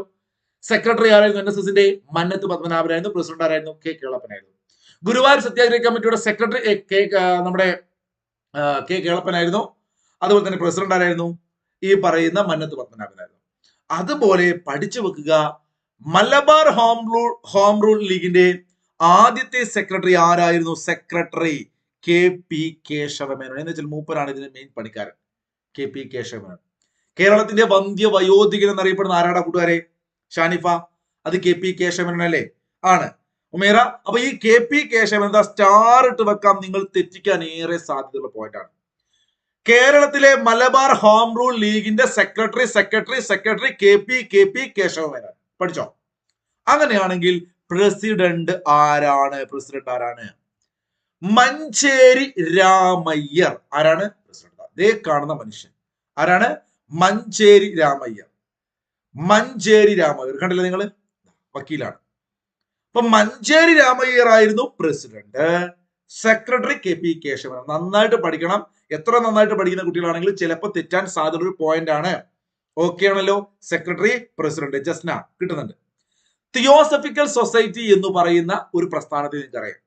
ഏത് വർഷമാണ് തിയോസഫിക്കൽ സൊസൈറ്റി? നോക്കൂ, ഇത് അല്ലാതെ നിങ്ങൾക്ക് ഇന്ത്യൻ ഹിസ്റ്ററിയിൽ ചോദ്യമായിട്ട് വരും. 1875 ആര്യ സമാജം രൂപീകരിച്ച വർഷം അല്ലെ? 1875 സ്വാമി ദയാനന്ദ സരസ്വതി ആര്യ സമാജം രൂപീകരിച്ച വർഷം. 1875 സർ സയ്യിദ് അഹമ്മദ് ഖാൻ ഈ പറയുന്ന നമ്മുടെ അലിഗഡ് മൂവ്മെന്റ്, അലിഗഡ് പ്രസ്ഥാനം ആരംഭിച്ച വർഷം. അതുപോലെ തന്നെ 1875 നമ്മൾ ഇന്നലെ പഠിച്ചിരുന്നു അല്ലെ ടെലഗ്രാമിൽ, പിള്ളേരെ ഓർമ്മയില്ലേ നിങ്ങൾക്ക്? എന്തായിരുന്നു 1975 കാലാവസ്ഥാ വകുപ്പ്, കറണ്ട് അഫയേഴ്സ് പഠിച്ചപ്പോൾ പറഞ്ഞിരുന്നു അല്ലെ? ഇന്ത്യയിലെ കാലാവസ്ഥാ വകുപ്പ് ആരംഭിച്ച വർഷം, ബോംബെയിൽ സ്റ്റോക്ക് എക്സ്ചേഞ്ച് ആരംഭിച്ച വർഷം. അതുപോലെയാണ് തിയോസഫിക്കൽ സൊസൈറ്റി. അപ്പൊ ആര്യ സമാജവും അതുപോലെ തന്നെ സർ സയ്യിദ് അഹമ്മദ് ഖാന്റെ അലിഗഡ് പ്രസ്ഥാനവും അതുപോലെ തന്നെ ഈ പറയുന്ന ബോംബെയിൽ സ്റ്റോക്ക് എക്സ്ചേഞ്ചും ഇന്ത്യയിൽ ആദ്യത്തെ കാലാവസ്ഥാ വകുപ്പ് ആരംഭിച്ച വർഷവും ഒക്കെ സർദാർ വല്ലഭായ് പട്ടേൽ ജനിച്ച വർഷം കൂടിയാണ് 1875. ആ ഒരു 1875 തിയോസഫിക്കൽ സൊസൈറ്റി എന്ന് പറയുന്ന സംഘടന ഉണ്ടാകുകയാണ്. ആളുടെ പേരൊക്കെ രസമുള്ള പേരല്ലേ അല്ലെ രാഹുലെ? മാഡം ബ്ലാവിഡ്സ്കിയും കേണൽ ഓൾക്കോട്ടും അല്ലെ ആമി. അപ്പോ മാഡം ബ്ലാവിഡ്സ്കി, കേണൽ ഓൾക്കോട്ട്, ഇതൊക്കെ എപ്പോഴും ഞാൻ പറഞ്ഞുകൊണ്ടിരിക്കുന്നത് നിങ്ങളെ മനസ്സിൽ റിപ്പീറ്റ് ചെയ്ത് അങ്ങ് തറയ്ക്കണം കേട്ടോ. അപ്പൊ ആ ഒരു തിയോസഫിക്കൽ സൊസൈറ്റി ന്യൂയോർക്കില് തിയോസഫിക്കൽ സൊസൈറ്റി സ്ഥാപിക്കുന്നു മാഡം ബ്ലാവിഡ്സ്കി, കേണൽ ഓൾക്കോട്ട്. ഞാൻ എഴുതുന്നില്ല കേട്ടോ, സമയമില്ലാത്തതുകൊണ്ടാണ് സ്ക്രീനിൽ എഴുതാത്തത്. നിങ്ങൾക്ക് ഇങ്ങനെ ലാഗ് ആവും അറിയുന്നവർക്ക്. അപ്പോ ഈ ഒരു തിയോസഫിക്കൽ സൊസൈറ്റിയുടെ കേരളത്തിലെ ശാഖ എവിടെ സ്ഥാപിച്ചു? നല്ലൊരു ചോദ്യമാണ്. അത് പാലക്കാട് സ്ഥാപിച്ചു. മക്കളെ, വളരെ വളരെ ഇമ്പോർട്ടന്റ് ആയ കാര്യമാണ് പറയുന്നത്. വരാൻ പോകുന്ന പ്രിലിംസ് എക്സാമിന് ചോദ്യം ചോദിക്കുകയാണെങ്കിൽ മലബാർ ജില്ലാ കോൺഗ്രസ് സമ്മേളനം നടന്നത് എവിടെ ആദ്യമായിട്ട് ചോദിക്കും. കേരളത്തിലെ ഹോം റൂൾ ലീഗിന്റെ ശാഖ എവിടെ സ്ഥാപിച്ചു ആദ്യമായിട്ട് ചോദിക്കും. തിയോസഫിക്കൽ സൊസൈറ്റിയുടെ ആദ്യ ശാഖ സ്ഥാപിച്ച എവിടെയെന്ന് ചോദിക്കും. എന്തിനു പറയുന്നു? ബ്രഹ്മ സമാജത്തിന്റെ ആദ്യ ശാഖ സ്ഥാപിച്ച എവിടെയെന്ന് ചോദിക്കും. ഇതൊക്കെ ചോദ്യമായിട്ട്, നല്ല ചോദ്യമായിട്ട് വരാം. അപ്പൊ നിങ്ങൾ പഠിച്ചു വെച്ചേ. ഇപ്പൊ അവസാനം പറഞ്ഞ ബ്രഹ്മ സമാജം, അയ്യത്താൻ ഗോപാൽ എന്ന് പറയുന്ന നവോത്ഥാന നായകനാണ് കേരളത്തിൽ ആദ്യമായിട്ട് ബ്രഹ്മ സമാജത്തിന്റെ ഒരു ശാഖ സ്ഥാപിക്കുന്നത്. എവിടെയാണ് പിള്ളേരെ? നിങ്ങൾ കമന്റ് ചെയ്തേ. ഷാനിഫ, ഉമേറ, ഷാഹിദ കമന്റ് ചെയ്തേ. എവിടെയാണ് ഈ പറയുന്ന ബ്രഹ്മ സമാജത്തിന്റെ ആദ്യത്തെ ശാഖ? റാവു സാഹിബ് എന്നറിയപ്പെടുന്ന ദർസർജി എന്ന് വിളിക്കുന്ന ഡോക്ടർ അയ്യത്താൻ ഗോപാലൻ, ബ്രഹ്മസമാജത്തിന്റെ ബൈബിൾ എന്നറിയപ്പെടുന്ന ബ്രഹ്മോധർമ്മ, ദേവേന്ദ്രനാഥ് ടാഗോർ എഴുതിയ ആ ബുക്കൊക്കെ മലയാളത്തിൽ തർജ്ജമ ചെയ്ത ശ്രീ അയ്യത്താൻ ഗോപാലൻ എവിടെയാണ് നമ്മുടെ ബ്രഹ്മ സമാജത്തിന്റെ ആദ്യത്തെ ശാഖ സ്ഥാപിക്കുന്നത്? അത് കോഴിക്കോടാണ്. അതുപോലെ തന്നെ മലബാറിൽ ഹോം റൂൾ ലീഗ് അല്ലെങ്കിൽ കേരളത്തിലെ ഹോം റൂൾ ലീഗിന്റെ ആദ്യത്തെ ശാഖ എവിടെ സ്ഥാപിച്ചു? അതും കോഴിക്കോടാണ്. മാതൃഭൂമി പത്രം സ്ഥാപിച്ച എവിടെയാണ്? കോഴിക്കോടാണല്ലോ. ആരാണ്? KP കേശവൻ. ഏത് വർഷമാണ്? 1923 മാതൃഭൂമി പത്രം. അപ്പം KP കേശവൻ മേനോൻ എന്ന് പറയുന്ന കേരളത്തിന്റെ വന്ധ്യവയോധികൻ, അദ്ദേഹം സ്വയംഭരണം എന്നുള്ളൊരു കോൺസെപ്റ്റുമായി ബന്ധപ്പെട്ട് ആനി ബസന്റിന്റെയും തിലകന്റെയും സംഘടന പ്രസ്ഥാനമായിട്ടുള്ള ഹോം റൂൾ മൂവ്മെന്റ് കേരളത്തിൽ കോഴിക്കോട് ആരംഭിക്കുന്നു. അത് സെക്രട്ടറി അദ്ദേഹമാണ്, സെക്രട്ടറി പണിയെടുക്കുന്ന അദ്ദേഹമാണ് അല്ലെ. കോഴിക്കോട് ആയതുകൊണ്ട് മാതൃഭൂമി പത്രം 1923 KP കേശവൻ നിങ്ങൾക്ക് അറിയുന്നതാണ്. ഇതേ കോഴിക്കോട് പ്രസിഡന്റ് ആയി വന്ന് മഞ്ചേരി രാമയ്യറാണ്. എന്നാൽ നിങ്ങൾ പഠിച്ചു വെക്കണം, മഞ്ചേരി രാമയ്യർ തിയോസഫിക്കൽ സൊസൈറ്റി എന്ന് പറയുന്ന ഒരു സംഘടന ഉണ്ട്. അതിന്റെ ശാഖ സ്ഥാപിച്ചത് പാലക്കാട് ജില്ലയിലാണ്. പോയിന്റ് കണക്ട് ചെയ്യാൻ പറ്റുന്നുണ്ടോ ഫെബിന? അപ്പൊ ഈ പറയുന്ന 1923 മാതൃഭൂമിയാണേ. ഇത് ഹോം റൂൾ ലീഗ് സ്ഥാപിച്ചല്ലോ കേട്ടോ. ഇതിപ്പോ തെറ്റിദ്ധരിക്കണ്ട. ഇവിടെ ഏതാ മാതൃഭൂമി വെച്ചാ പറഞ്ഞത്? മാതൃഭൂമി പത്രം 1923 കിട്ടിയല്ലോ. ഇനിയാണ് നമുക്ക് ഇനി വരാൻ പോകുന്ന ഘട്ടത്തിൽ ഏറ്റവും ഇമ്പോർട്ടന്റ് ആയിട്ട് പഠിക്കേണ്ട ടോപ്പിക്. കാരണം ഖിലാഫത്ത് പോലെ അല്ലെങ്കിൽ കുടിയാ പ്രശ്നം പോലെ ഈ കഴിഞ്ഞ പരീക്ഷയ്ക്ക് ചോദിച്ച നല്ല ചോദ്യം SCERT. ആ SCERT ചോദ്യത്തിൽ ഞാൻ നിങ്ങൾക്ക് നേരത്തെ അടയാളപ്പെടുത്തുന്ന ആളുകളുടെ പേര്, ഇത് പല കൂട്ടുകാരും പഠിച്ചിട്ടുണ്ടാവില്ല. ഡിഗ്രി ലെവൽ എക്സാമിന് പ്രിപ്പയർ ചെയ്യുന്നവർ പോലും ഒരു പക്ഷേ ഇത് പഠിച്ചിട്ടുണ്ടാവും. നിങ്ങൾ പഠിക്കണം കേട്ടോ മക്കളെ. മുഹമ്മദ് അബ്ദുറഹിമാൻ സാഹിബും K മാധവൻ നായരും E മൊയ്തു മൗലവിയും MP നാരായണ മേനോൻ ഉൾപ്പെടെയുള്ള കാര്യമാണ് ഞാൻ പറയാൻ പോകുന്നത്. നോക്കൂ, പേരുകൾ കണ്ട് നിങ്ങൾക്ക് ഞാൻ എഴുതി വെച്ച കണ്ടോ. ഇവിടെ ഒരു പ്രശ്നമുണ്ട് കൂട്ടുകാരെ. എന്താണെന്ന് നിങ്ങൾക്ക് KP രാമൻ മേനോൻ, KP കേശവ മേനോൻ, അങ്ങനെയൊക്കെ പറയുമ്പം ഈ പറയുന്ന മലയാളി മെമ്മോറിയലിന്റെ ആളുകൾ നമുക്ക് പഠിക്കാറുണ്ട് അല്ലെ, GP പിള്ളை ഉൾപ്പെടെയുള്ള ആളുകൾ, ഈഴ മെമ്മോറിയലിലെ പൽപ്പൂരെ പോലുള്ള ആളുകൾ. അപ്പൊ താഴെ കൊടുത്തിരിക്കുന്നവയിൽ മലബാറിലെ ആദ്യത്തെ ജില്ലാ കോൺഗ്രസ് സമ്മേളനത്തിൽ പങ്കെടുത്ത പ്രമുഖരിൽ ഉൾപ്പെടാത്താര്? ഇങ്ങനെ ഒരു ചോദ്യം നിങ്ങൾക്ക് പ്രതീക്ഷിക്കാം, ഉറപ്പിച്ചോ. വരാൻ പോകുന്ന ഘട്ടങ്ങളിൽ പ്രതീക്ഷിക്കാം. കാരണം SCERT ഈ 4-5 പേരുകളുടെ എത്ര പേര് പഠിച്ചിട്ടുണ്ട്? ഒന്ന് കൈപൊന്തിച്ചേ നിങ്ങൾ, ഇത് പഠിച്ചവര്. പക്ഷെ പലരും ഇത് പഠിച്ചിട്ടുണ്ടാവില്ല, പഠിച്ചത് മറന്നുപോകും. അപ്പോ ഏറ്റവും പ്രധാനപ്പെട്ട പോയിന്റ് 916 എന്ന് പറയുമ്പോൾ നിങ്ങളെ മനസ്സിൽ ഹോം റൂൾ ലീഗ് രൂപീകരിച്ച ലക്നൗ സമ്മേളനം നടന്ന 916 മലബാറിൽ ജില്ലാ കോൺഗ്രസ് സമ്മേളനം നടന്നു. ഇത് രസമായിട്ടാണ് ഞാൻ പറഞ്ഞത്. കാരണം എന്താണ്? ആനി എന്ന് പറയുന്ന നമ്മുടെ മോളും നല്ലതാ, അനിത കറങ്ങി വന്നിക്കല്ലേ, Shrimati Annie Besant. Madam Annie ബസന്റിനെ കുറിച്ച് പറയുന്ന സമയത്ത് മാഡം കേരളത്തിൽ വന്നിട്ട് പ്രത്യേകിച്ച് മലബാറിലെ കോൺഗ്രസിന് വലിയൊരു നേതൃത്വപരമായ പങ്ക് വഹിച്ചു. അതിനുശേഷം മാഡം പോകുന്നു കൊൽക്കത്തയിലേക്ക് INC പ്രസിഡന്റ് ആവാൻ. നേരത്തെ ക്ലാസ്സിൽ ഞാൻ പറഞ്ഞില്ലേ, ഇഷ്ടപ്പെട്ട് പഠിക്കുക. 1928 പയ്യന്നൂര്, കമന്റ് ഞാൻ നോക്കി ക്ലാസ് കഴിഞ്ഞപ്പോൾ, ഏതോ ഒരു സുഹൃത്ത് കമന്റ് ചെയ്തു K കേളപ്പൻ എഴുതുമായിരുന്നു എന്ന്. അത് പരീക്ഷ എഴുതി ഒരുപാട് പേരുണ്ടാവും K കേളപ്പൻ, കാരണം പയ്യന്നൂരേക്കാണുള്ള ജാഥ നയിച്ചത്. നമ്മൾ പഠിക്കുന്ന കാര്യങ്ങൾ കൂട്ടുകാരെ ഇഷ്ടപ്പെട്ട് പഠിക്കണം കേട്ടോ. അപ്പൊ നിങ്ങൾക്ക് ഇത് തെറ്റില്ല. ആബിദ, എല്ലാവരോടും കൂടിയാ പറയുന്നത്, റെക്കോർഡ് കേൾക്കുന്നവരോട് കൂടിയും. നിങ്ങൾ ഇതിനോടൊക്കെ ഒരു ബന്ധം വെച്ച് ഹിസ്റ്ററിയെ സ്നേഹിക്കാൻ ശ്രമിക്കുക. അപ്പൊ നിങ്ങൾക്ക് ഇത് മാറിപ്പോലെ വെറുതെ ഇങ്ങനെ പയ്യന്നൂർ കളപ്പൻ ഗാന്ധി നെഹ്റു എന്നൊക്കെ പഠിച്ച പരിപാടി കൊളായി പോകും അല്ലേ. രണ്ടാം ബർദോളി എന്നറിയപ്പെടുന്ന പയ്യന്നൂര എന്ന് വെച്ച് സർദാർ വല്ലഭായ് പട്ടേൽ ബർദോളി സമര നായകൻ, അത് നമുക്ക് കണക്ട് ചെയ്യാൻ പറ്റും? ഒരു കണക്ഷനും ഇല്ല. 928 ബർദോളി സത്യാഗ്രഹം നടന്ന വർഷം കൂടിയാ പയ്യന്നൂർ സമ്മേളനം. അങ്ങനെ ഒരു കണക്ഷൻ ഉണ്ട് അല്ലേ. ബർദോളി സത്യാഗ്രഹം നടന്ന വർഷം ഏതാണ്? 1928 ബർദോളി എന്ന് പറഞ്ഞു കഴിഞ്ഞാൽ അവിടുത്തെ പട്ടേലിനെ നമുക്ക് കണക്ട് ചെയ്യാൻ പറ്റണം. അത് ഗുജറാത്തിലെ കേസാണ്, അത് ഇന്ത്യയിലെ ഒരു സമരമാണ് ബർദോളി. അതാണ് നിൽക്കട്ടെ, ഞാൻ പറഞ്ഞു വന്നത് 928 നെഹ്റു വരുന്നു അല്ലെ പയ്യന്നൂര്. 29 നെഹ്റു കോൺഗ്രസിന് അധ്യക്ഷനാവും. അപ്പൊ 2 ദേശീയ നേതാക്കന്മാർ നിങ്ങളുടെ മനസ്സിൽ വേണം. ഒന്ന് ആനിയാണ്, ആനിത 16 വരുന്നു, അധ്യക്ഷയാവും. അപ്പൊ ഇവിടെ ഞാൻ ഒരു ഡിഗ്രി ലെവൽ എക്സാമിന് പ്രിപ്പയർ ചെയ്യുന്നവർ അല്ലെങ്കിൽ +2 ലെവൽ എക്സാമിന് പ്രിപ്പയർ ചെയ്യുന്നവരെ സംബന്ധിച്ച് മലബാറിൽ നടന്ന ജില്ലാ കോൺഗ്രസ് സമ്മേളനങ്ങൾക്ക് താൽക്കാലിക അധ്യക്ഷന്മാരുണ്ട്. ശ്രദ്ധിക്കണേ, ഇഷ്ടപ്പെട്ട് പഠിക്കണം. ഇത് വളരെ വേഗം ഞാൻ പറഞ്ഞു പോകില്ല, പഠിപ്പിച്ചു പോവാണ്, നിങ്ങൾ പഠിച്ചു പോണേ. താൽക്കാലിക അധ്യക്ഷന്മാരുണ്ട്. ഇപ്പൊ നമുക്ക് മലബാറിൽ ആദ്യത്തെ ജില്ലാ കോൺഗ്രസ് സമ്മേളനം നടക്കുമ്പോൾ അവിടെ പാലക്കാടാണ്. അപ്പൊ കൊല്ലങ്കോട്ട് എന്ന് പറഞ്ഞ ആ ഒരു പാലക്കാട് മേഖലയിലുള്ള അവിടുത്തെ ഒരു നാട്ടുപ്രമാണി അല്ലെങ്കിൽ ഒരു പ്രാദേശിക രാജാവിനെയൊക്കെ പോലെ ഉള്ള ഒരു വ്യക്തി എന്ന് കരുതുക. അപ്പൊ കൊല്ലങ്കോട്ട് വാസുദേവ രാജ. ഇത് പറയാൻ കാരണം, ഒരു സമ്മേളനം നടക്കുമ്പോൾ അവിടെ എപ്പോഴും നിങ്ങളുടെ നാട്ടിൽ ഒരു സമ്മേളനം നടക്കുക കരുതുക. ഏതെങ്കിലും സമ്മേളനം നിങ്ങൾ പ്രസീഡ് എന്നൊക്കെ എഴുതി വെച്ചിട്ടുണ്ടാവും അല്ലെ. സമ്മേളനത്തിൽ പാർട്ടിയോ അല്ലെങ്കിൽ മറ്റേ ക്ലബിന്റെ എന്തിന്റെ സമ്മേളനങ്ങളാണെങ്കിലും അവിടെ ഒരു ആദ്യം ഒരു താൽക്കാലിക അധ്യക്ഷൻ, പിന്നെ ഒരു സ്ഥിരം അധ്യക്ഷൻ തിരഞ്ഞെടുക്കാറുണ്ട്. നമ്മൾ ICA പഠിച്ചില്ലേ, ഇന്ത്യൻ ഭരണഘടനാ നിർമ്മാണ സഭയുടെ അല്ലെ 1946 ഡിസംബർ 6 രൂപീകരിച്ച് ഡിസംബർ 9 താൽക്കാലിക അധ്യക്ഷനായിട്ട് ഡോക്ടർ സച്ചിദാനന്ദ സിൻഹയെ തെരഞ്ഞെടുത്ത ഏറ്റവും മുതിർന്ന ആളാണ് ഡോക്ടർ സച്ചിദാനന്ദ സിൻഹ. ഡിസംബർ 11 പിന്നീട് ഡോക്ടർ രാജേന്ദ്ര പ്രസാദിനെ സ്ഥിരം അധ്യക്ഷനായിട്ട് തെരഞ്ഞെടുക്കപ്പെടുന്നത്. അതുപോലെ ഇവിടെയൊക്കെ ഒരു താൽക്കാലിക അധ്യക്ഷന്മാരുണ്ട്. അത് നിങ്ങൾ പഠിച്ചില്ലെങ്കിൽ കുഴപ്പമില്ല, പക്ഷേ ഡിഗ്രിക്കാർ അല്ലെങ്കിൽ +2 ലെവൽ എക്സാമിന് പോകുന്നവരൊക്കെ നോട്ട് ചെയ്ത് വെക്കുക. കൊല്ലങ്കോട്ട് വാസുദേവ രാജ. ആനിയാണ് സ്ഥിരം അധ്യക്ഷനായിട്ട് മാറുന്നത്. നോക്കൂ, ഇന്ത്യക്ക് ഒരു സ്വയം ഭരണം വേണമെന്നുള്ള പ്രമേയം, ഇന്ത്യക്ക് സ്വയം ഭരണം വേണമെന്നുള്ള പ്രമേയം എന്ന് വെച്ചാൽ ഹോം റൂൾ ലീഗിന്റെ നേതാവ് ആരാ? KP കേശവൻ. ഇദ്ദേഹം ആനിയുടെ പ്രിയപ്പെട്ട അല്ലെ, അല്ലെങ്കിൽ ഇദ്ദേഹത്തിന്റെ നേതാവാണ് ആനി ബസന്റ്. അപ്പൊ KP കേശവൻ, അത് നല്ല പോയിന്റ് ആണ്, പഠിച്ചു വെക്കുക. സ്റ്റേറ്റ്മെന്റ് ആയിട്ട് ചോദ്യം പ്രതീക്ഷിക്കാം. നല്ല കിടുക്കാച്ചി സ്റ്റേറ്റ്മെന്റ് ആണ്. ഇപ്പൊ +1 1ാം ഘട്ടവും 2ാം ഘട്ടവും പ്രിലിംസ് 2025 ചോദിച്ചത്. ഇന്ത്യക്ക് സ്വയംഭരണം വേണമെന്നുള്ള പ്രമേയം ആദ്യമായി നടന്ന പ്രഥമ കോൺഗ്രസിന്റെ ജില്ലാ സമ്മേളനം എവിടെ വെച്ച് നടന്നു? പാലക്കാട്. അടുത്ത സ്റ്റേറ്റ്മെന്റ് പാലക്കാട്. നേറ്റീവ് സ്കൂൾ, ഒരു പടി കൂടി കടന്നു പഠിക്കാം. 800 പ്രതിനിധികൾ പങ്കെടുത്തു എന്നത് നിങ്ങൾ പഠിച്ചില്ലെങ്കിൽ കുഴപ്പമില്ല. കാരണം എന്താ അറിയോ, ഇന്ത്യൻ നാഷണൽ കോൺഗ്രസിന്റെ ആദ്യ സമ്മേളനത്തിൽ എത്ര പ്രതിനിധികൾ പങ്കെടുത്തിരുന്നു? അത് ചോദിച്ചാൽ ഈ ക്ലാസ്സിൽ കേൾക്കുന്നവരും കാണുന്നവരും ചിലരെങ്കിലും 78 കമന്റ് ചെയ്യും, ചിലരെങ്കിലും. എന്റെ പിള്ളേര് കമന്റ് ചെയ്യില്ല, കാരണം ഞാനിതൊരു 1000 തവണയെങ്കിലും പറഞ്ഞ പോയിന്റ് ആയിരിക്കും. അല്ലടാ കേക്കെ മേര, ഇന്ത്യൻ നാഷണൽ കോൺഗ്രസിൽ ആദ്യമായിട്ട് പങ്കെടുത്തത് ഒരേ ഒരു മലയാളിയായ ബാരിസ്റ്റർ GP പിള്ള ഉൾപ്പെടെ പങ്കെടുത്തത് 72 പേരാണ്. 72 അല്ലെ. എന്നാൽ ഗാന്ധിജിയോടൊപ്പം ദണ്ഡിക്കടപ്പുറത്തേക്ക് മാർച്ച് നടത്തിയതാണ് 78 പേര്. ഇതൊക്കെ നമ്മൾ എപ്പോഴും പറയുന്ന. അങ്ങനെയാണ് ഞാനൊരു ചോദ്യം അങ്ങോട്ട് തരട്ടെ, നിങ്ങൾക്ക് തരട്ടെ.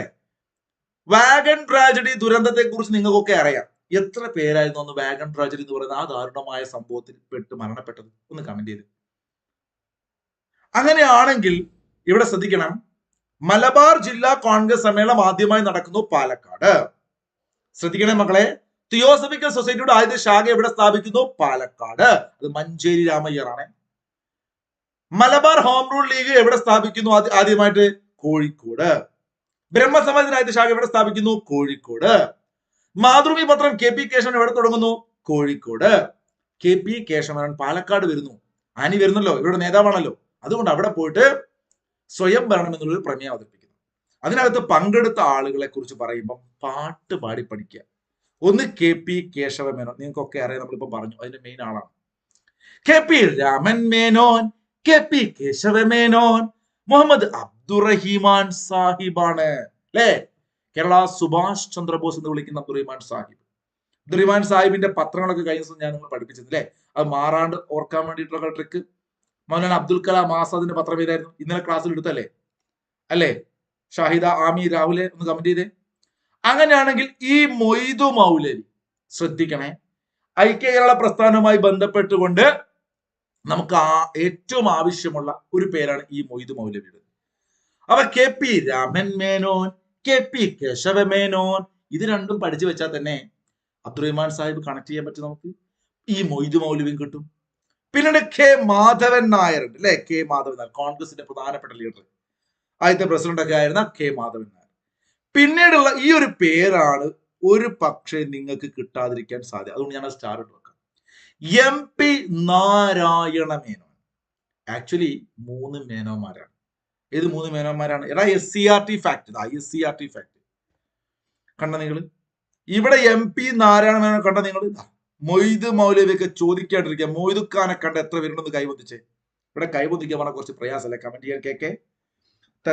തസ്നീം മൻസൂറെ സജിദ, കാരണം നിങ്ങൾക്ക് കൈയൊന്നും കാലൊന്നും പൊന്തിച്ചാൽ ഞാൻ കാണുന്നില്ല നിങ്ങൾ. അതായത് ഈ മൊയ്തു മൗലവിയൊക്കെ നമ്മളിങ്ങനെ പുസ്തകം നോക്കിയിട്ട് SCRT നോക്കിയിട്ട് ഇയാളായിരുന്നു മൊയ്തു മൗലവി എന്ന് നോക്കി എത്ര പേരുണ്ട്? അങ്ങനെയൊക്കെ പഠിക്കുക നിങ്ങള്. മലബാറിലെ ജില്ലയുടെ മലബാർ ജില്ലയില മലബാർ ജില്ലാ കോൺഗ്രസ് സമ്മേളനം നടക്കുന്നു 1916. ആ 16 നടക്കുമ്പോൾ ആനി വരികയാണ്. ഇന്ത്യയിൽ ഇങ്ങനെ കത്തിജ്വലിച്ച് നിൽക്കുന്ന ദേശീയ നേതാവ് ആനി ബസന്റ് വരികയാണ്. അധ്യക്ഷയാവുന്നു. ആദ്യം കൊല്ലങ്കോട്ട് വാസുദേവരാജ താൽക്കാലിക അധ്യക്ഷനാവുന്നു. പാലക്കാട് നേറ്റീവ് സ്കൂളിലാണ്. 800ഓളം പ്രതിനിധികൾ പങ്കെടുക്കുന്നു. കെ പി കേശവൻ കാണുന്നു. കേരളത്തിന്റെ വന്ധ്യവയോധികൻ, നമ്മുടെ ആനി ബസന്റെ ഒക്കെ മെയിൻ അനുയായിയാണ്. കാരണം മൂപ്പരാണ് മലബാർ ഹോം റൂൾ ലീഗ് കോഴിക്കോടൊക്കെ സ്ഥാപിക്കുന്ന സെക്രട്ടറി ആയിരുന്നു. President Manjeri Ramaiah, home rule ലീഗിന്റെ അല്ലെ? അപ്പൊ അങ്ങനെയുള്ള ആ സമ്മേളനം നടക്കുമ്പോൾ അവിടെ മൊയ്തു മൗലവിണ്ട് അല്ലേ? അപ്പൂപ്പനെ കണ്ടില്ലേ നിങ്ങൾ? കൈ പൊന്തിക്കുന്നുണ്ട് തസ്നീം സജിദക്ക്. ഇപ്പൊ ഞാൻ കൈ പൊന്തിച്ചോട്ടോ കേട്ടോ. അപ്പോ ഈ പറയുന്ന മേനോന്മാരെ കുറിച്ച് നന്നായിട്ട് പഠിച്ച്. K P Kesava Menon, K P Raman Menon, Kesavan Raman Narayanan, Kesavan Raman Narayanan, K P M P മറക്കരുത് മക്കളെ, കേശവൻ രാമൻ. ഒത്തിരിയൂടെ ഒന്ന് പ്രാസം മാറ്റി പാടിയാൽ വൈകുന്നേരം 6:30 ഈ ക്ലാസ് എങ്കിൽ നിങ്ങൾ ആ വിളക്കം അങ്ങോട്ട് കത്തിച്ച് വെച്ചാൽ മതി കേട്ടോ.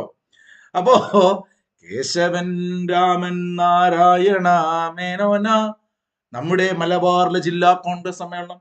ഈ പാട്ട് നിങ്ങൾ എപ്പോ ഓർമ്മിക്കും? ഇപ്പൊ വളരെ കുറച്ച് പേര് ലൈവിലുള്ളൂ അല്ലെ? 150 പേരൊക്കെ ഉള്ള ലൈവിൽ ഇപ്പം അതിൽ 1/3 ആളുകളേ ഉള്ളൂ. കാരണം എനിക്കറിയാം വൈകുന്നേരം സമയമാണ്.